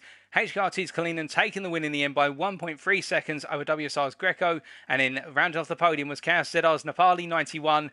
In the end, taking that P3 with Pirano running out of fuel literally yards from the finishing line, which is such a painful experience for Pirano, and you have to feel for him. But still, the KRT driver completed his race in P4 with RTA's Galtieri in P5. Play Duchy, Prima Eddie, Vec 1802 from INCR, RTA's Momo 87 and ART Langster completing our top 10 and all of our finishers. We also had the retirement before the race of TX3's Halbstark, who wasn't able to get the Mercedes onto the grid for the feature race, the second feature race. And the fastest lap going to Prima Eddie on lap number 12, a 1:57.941, the fastest lap we've seen in race trim all evening. And given that Eddie had to make 2 pit stops, if I remember correctly, we would expect he would have gone for that fastest lap, and he has delivered on it. Now, give us a brief moment, ladies and gentlemen. We are just going to input the results of the races to give you a quick summary of where everybody has finished when all is said and done. We won't be too long on that. And when we talk about where everyone's finished, talk about where our top 3 has finished overall in the standings.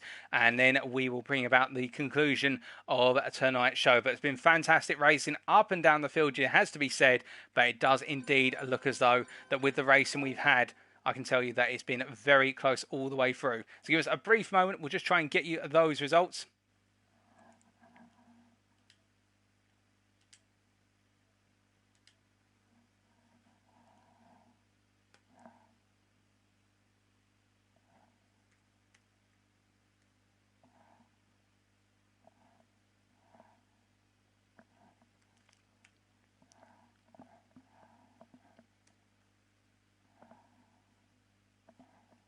We will just be 1 minute, ladies and gentlemen.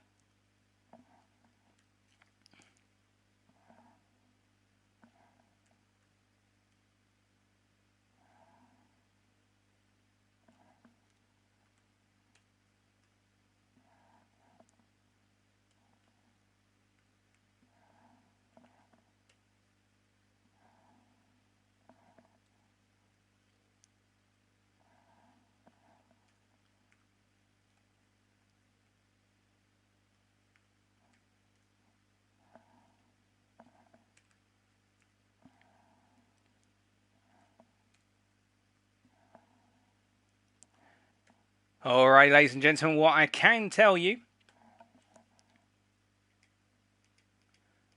that until we get the updates from our stewards, of course, the post-race stewarding, I can tell you that in terms of our top 3 overall from Lobby F tonight, our winner will be HRT's Kalinin in the end with a dominant performance, 3 wins and a P5, setting him well apart from the rest of the field. P2 will go to Prima Eddie in the end by a sliver, what was P2 in race 1, P4 in race 2, P3 in race 3, and P7 in race number 4. And then coming in third, it will be, well, goodness me, no, we've got a tie for P2, in fact, between Prima Eddie and also RTA Momo 87, and with Momo having that P11 in race 1, a win in race 2, a second in race 3, and a P9 in race 4. And then in P4, it will be Kasadar's Nepali 91 in the end, just inching into P4 ahead of KRT Pirano PL, who finished in P5. But that is the conclusion of tonight's proceedings, and we have been GTFusiOn, and what a fantastic Group F lobby to complete the season and the championship for Group F. Now, of course, if you were looking for more racing action, remember to come back tomorrow at the slightly earlier time of what will be 6:05 in the evening, as I'll be bringing you all of the racing action from the third split, i.e. from Group C. You won't want to miss it. But until then, I have been Paul Walsh, also known as TX141 or Britain a Split, depending on what media you follow me on. We have been GTFusiOn, and until next time, remember to stay safe, stay well, stay smiling, but most importantly, remember to stay on track. Good night.